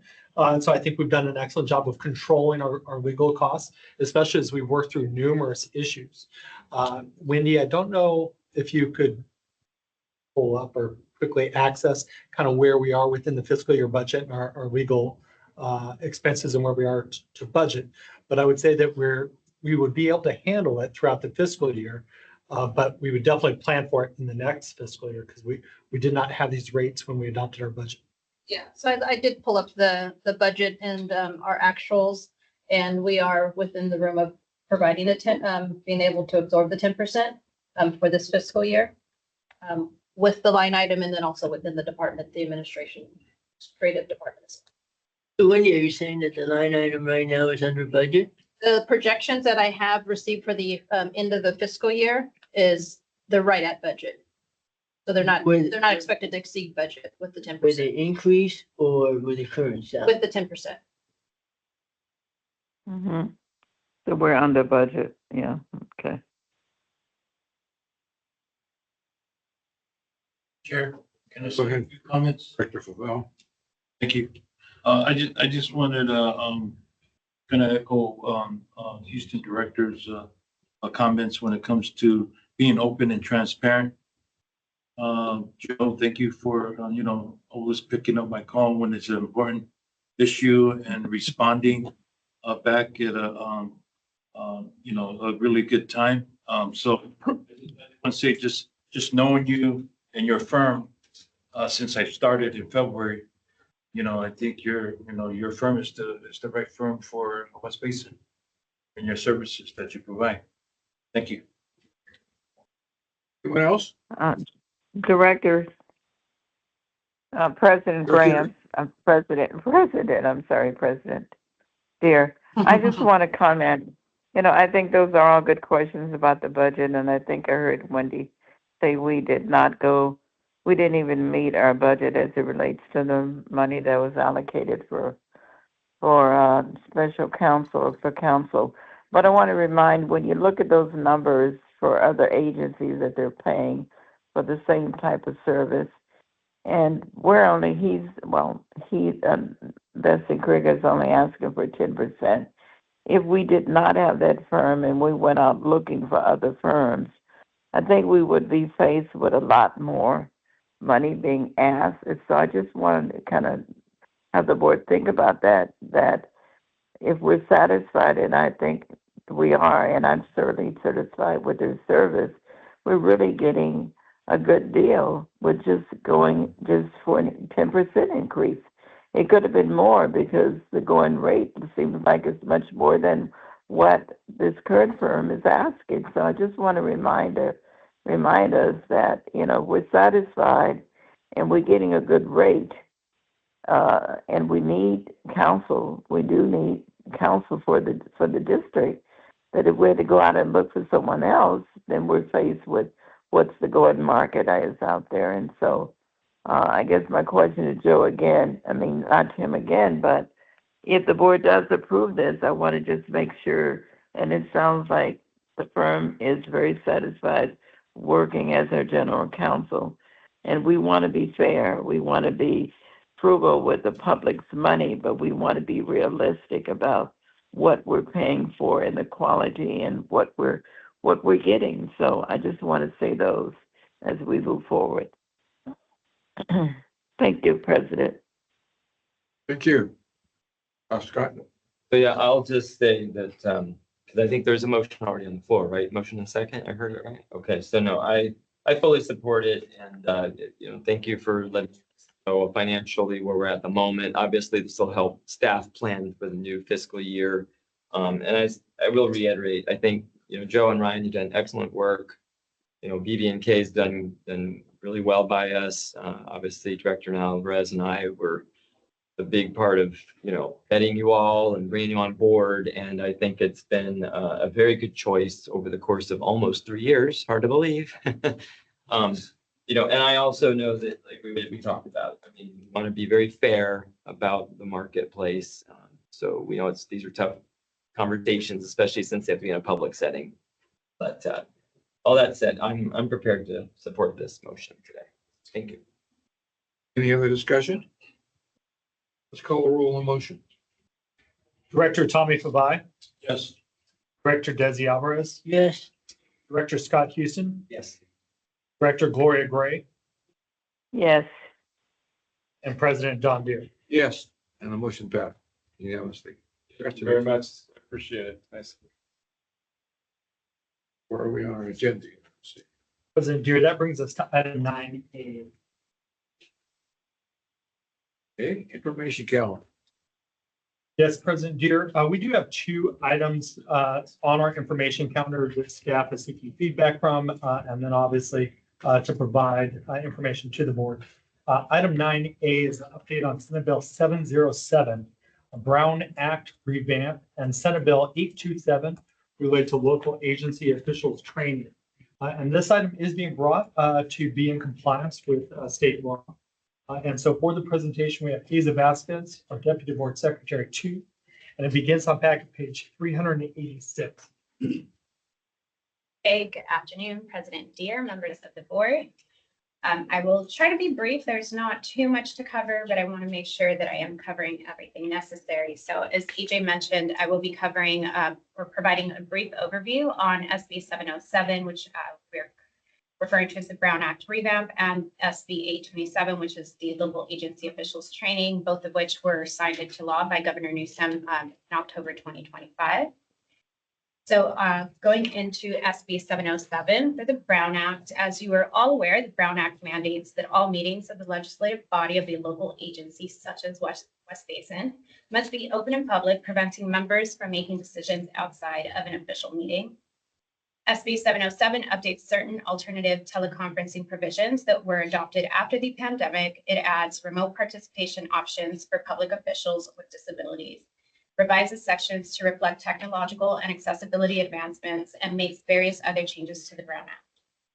While SB 707 contains provisions that apply to all public agencies, the most significant changes in the law pertain specifically to those called eligible legislative bodies. These are defined as city councils and county boards of supervisors in jurisdictions with populations of 30,000 or more, as well as large special districts that meet specific criteria related to full-time equivalent employees and annual revenue. Since West Basin does not qualify as an eligible legislative body, I will only be providing a brief summary of those requirements that are being enacted by SB 707 and that apply directly to the district. So the first of that is that we are now required to provide a copy of the Brown Act statutes to every board member.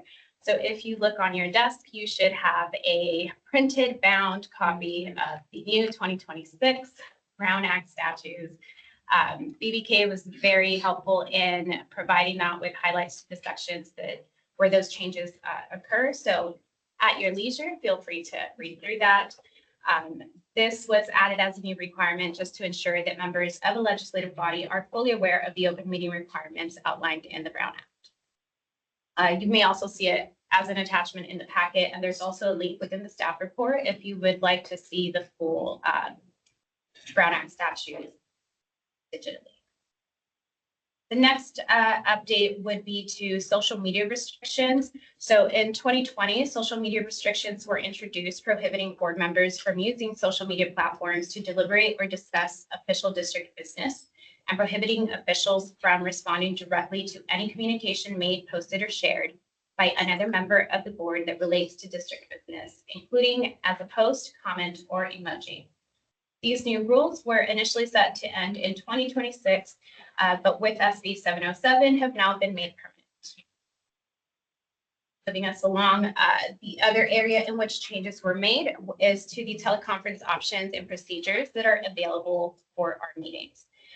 Alternative teleconferencing options that allow remote participation without traditional quorum and location requirements, and you may recall those as being the just cause and emergency exceptions.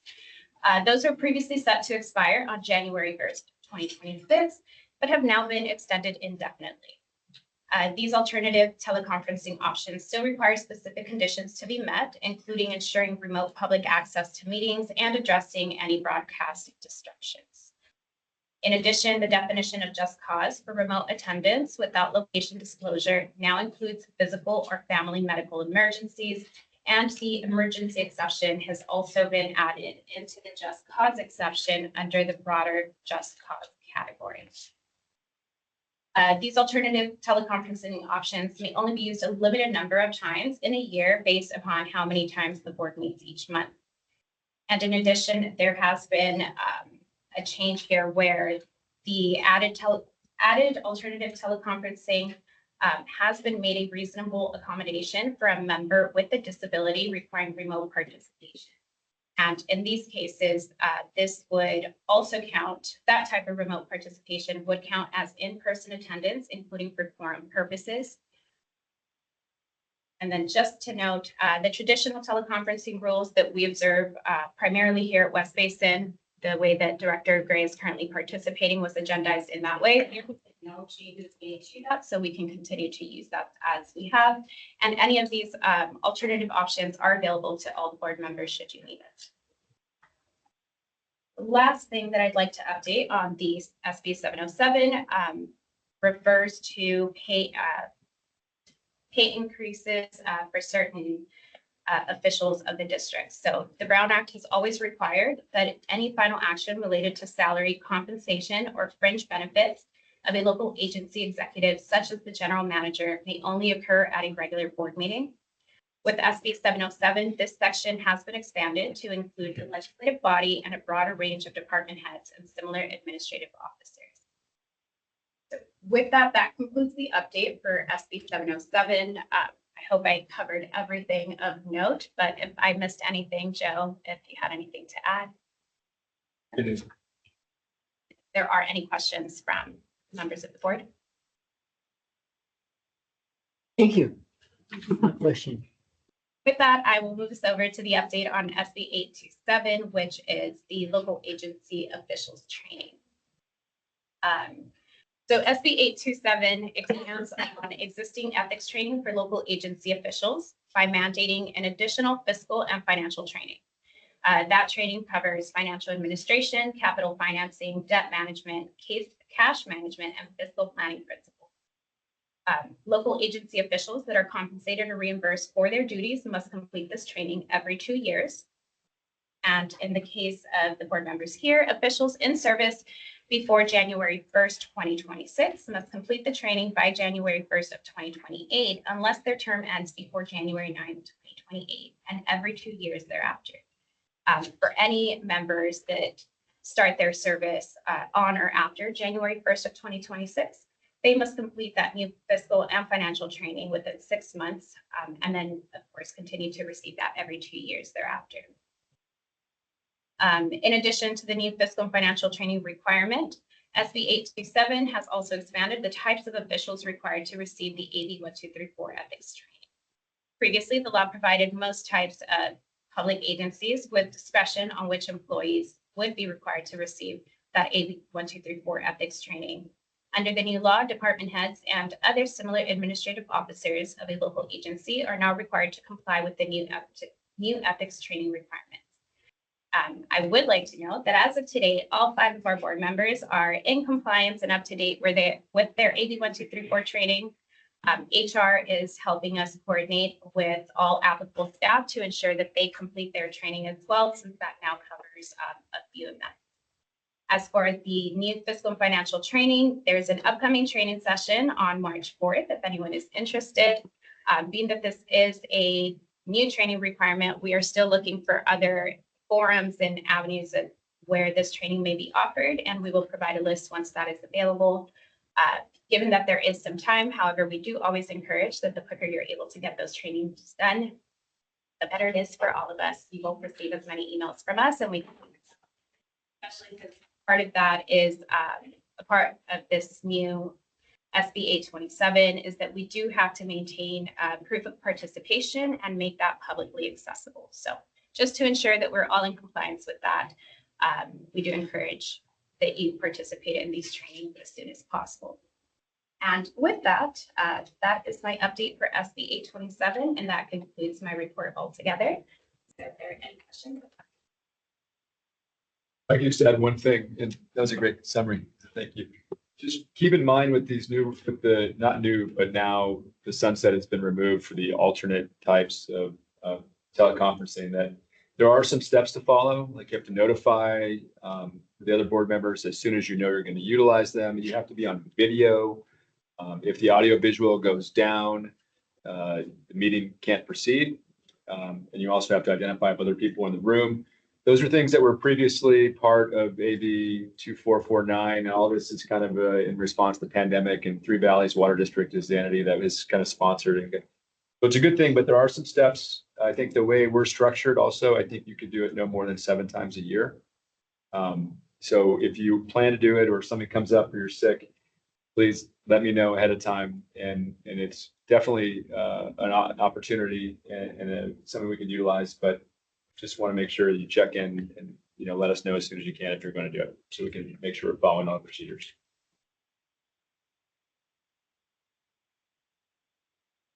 Present. Question on that, Joe. You mentioned something, or maybe you were the person, but how are the directors supposed to call the other directors to say that I'm going to be sick and can't make it or whatever? Because we can't really do that, right? You would just typically, I'm assuming you would communicate with Desiree and she'd call me and we'd send something out. No, that's okay. Because there is, you're obvious, that, none of us can call each other. And look, I mean, personally, I'm not the biggest fan of they keep loosening these rules. I'm not the biggest fan of it. I like that we have to come in person. I think that people who elected or appointed, that's a part of our job. But I understand that that's where the state's going. So now the other thing, and I have a question, and maybe he's a knows or not, probably, I know the answer. Did the state, are they going to reimburse us for the extra training that you all are going to have to provide us through SB 827? So at this time, they have asked the local agencies, so in this case, West Basin, to work with either other organizations that are already offering it, or for us to put that training on ourselves. But as of now, no, there have been no mention of reimbursement. Sure they won't. And the other thing too is and obviously this one seems a little more complex, so I wouldn't expect our own staff to do it. I'd expect someone's going to come up with some program and we pay them to do it or whatever. The one I mentioned that's coming up on March 4th is actually being provided by CSDA. They've been a pretty great partner as this was going through the legislature, informing us and letting us know. There's a couple others we've heard that maybe League of California Cities may be coming out with some. So there's definitely, there's a lot of development. It's still very early, it seems like. But. Got it. It's more of a facetious remark, but at the end of the day, they're asking us to do even more, and they're probably not going to compensate the agency to do it, and hopefully maybe Aqua will do something too. I'm sure most of the agencies are trying to figure something out to make it reasonable for everybody. But anyway, so great. Thank you.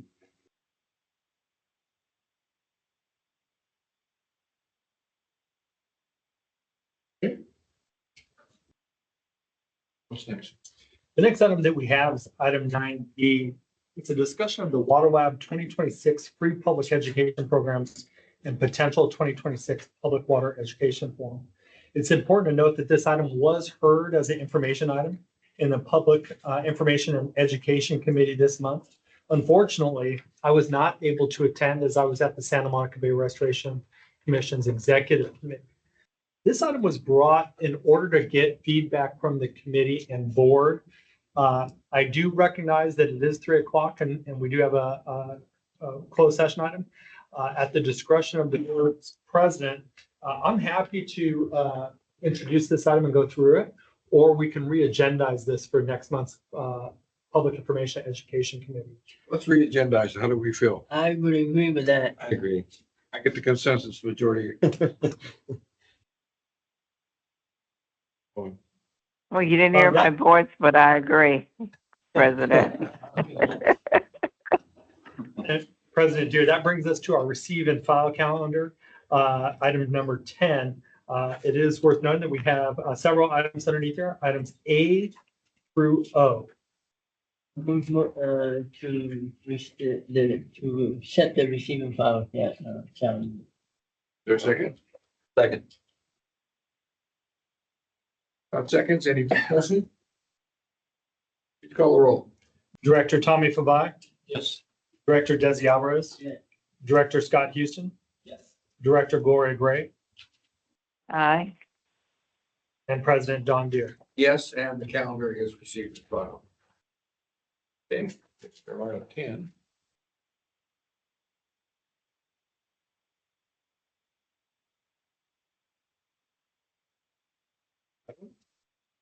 Yes, President Deere, that brings us to the general manager's activities report.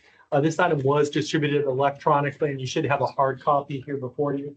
I did want to make a couple of comments and then discuss just a few of the items in there. First and foremost, with the rotation of the board elected positions, I did want to say a very special thank you to our past president, Gloria Gray. Your guidance and candor throughout the year has been extremely helpful.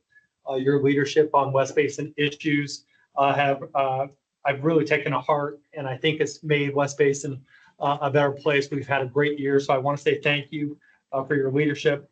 And I think most important, your friendship throughout this year. It's been a help to me, and I think that being able to convey kind of your thoughts to staff throughout the year has been extremely helpful. So I want to say a very special thank you to you, as I know you've had a lot going on this past year, and with your recent procedure, your continued dedication to West Basin and assistance throughout that period is worth noting.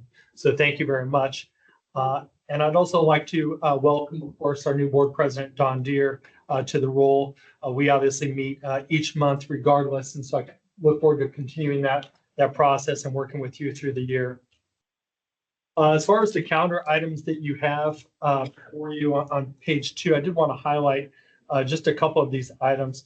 On January 23rd, myself and some of our executive team did have a chance to attend the Southern California Water Coalition quarterly luncheon with Director Tommy Fabai. That was in the city of Arcadia. It was an excellent opportunity to listen to the new general manager of Metropolitan Water District, Shivaji Deshmukh, as well as the chairman, talk a little bit about the future of Metropolitan Water District. I thought it was pretty insightful to hear kind of where Shivaji is at as far as leading that effort, especially as he's wrapping up his first month.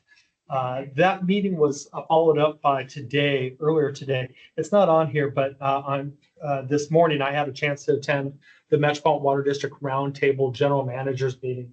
And this is a very small group. It's only the general managers and Shivaji himself walking through Metropolitan Water District issues as prioritized by the general managers.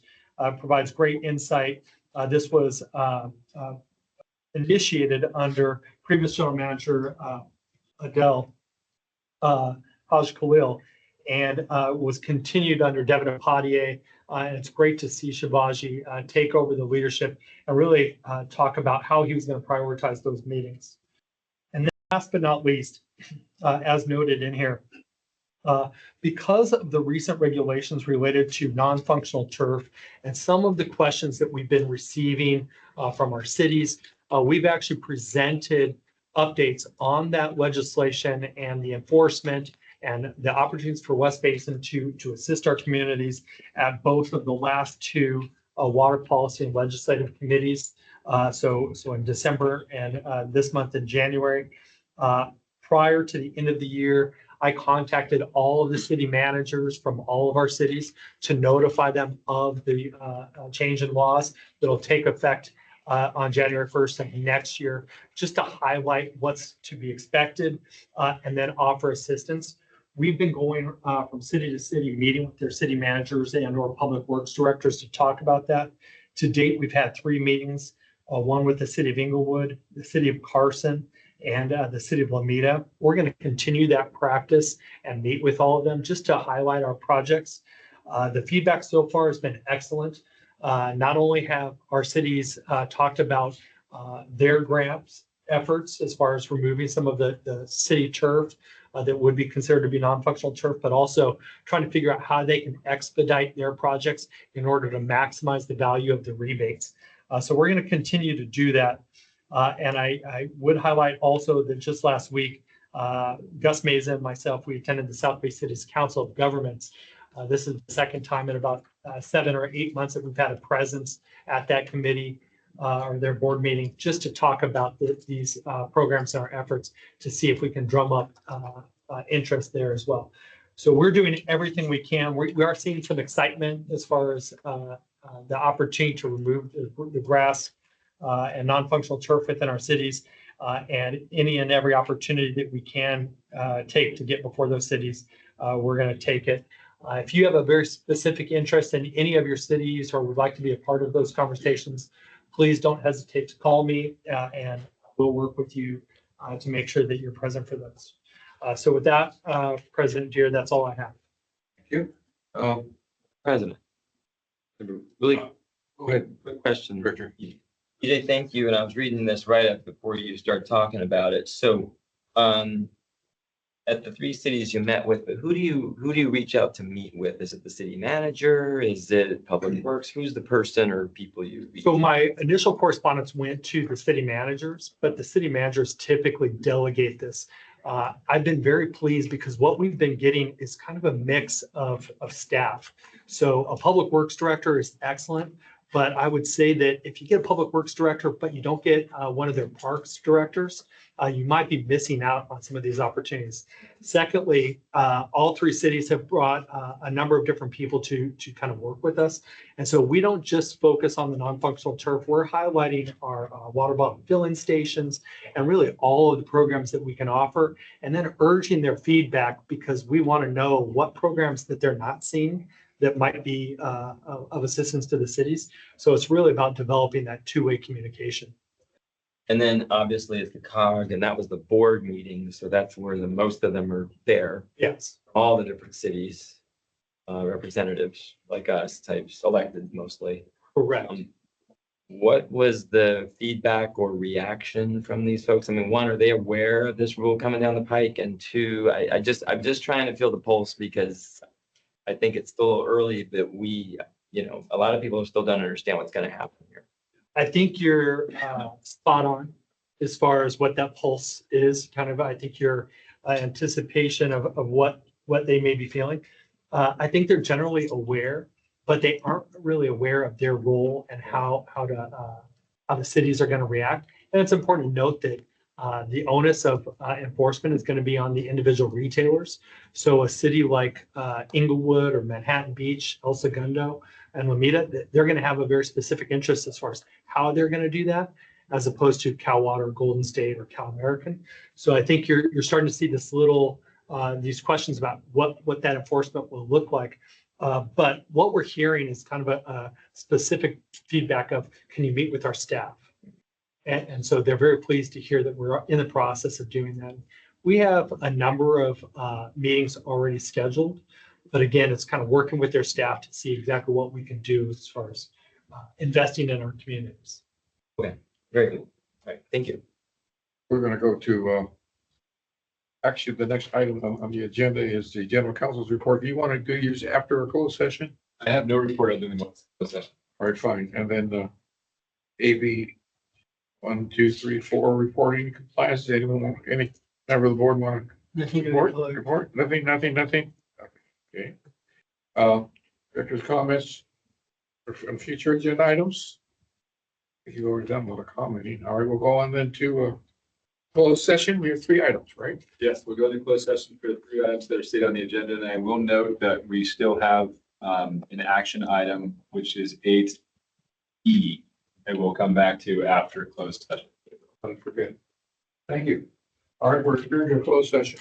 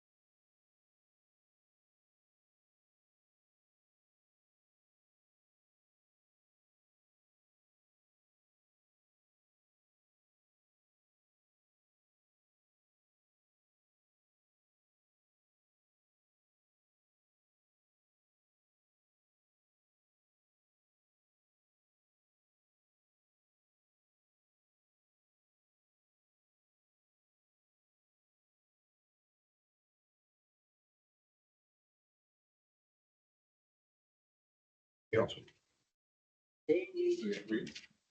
Okay, I will report that the board met in closed session, discussed items on the agenda and took no action that's reportable pursuant to the Brown Act. I would remind the board president that we now have for consideration item 8E.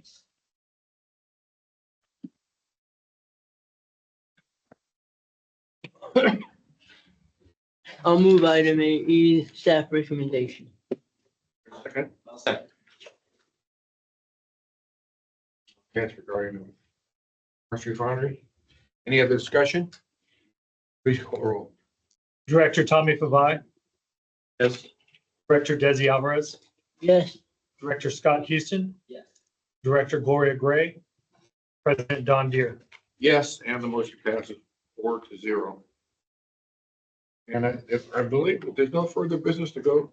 Moving adjourned. So we are adjourned. Thank you.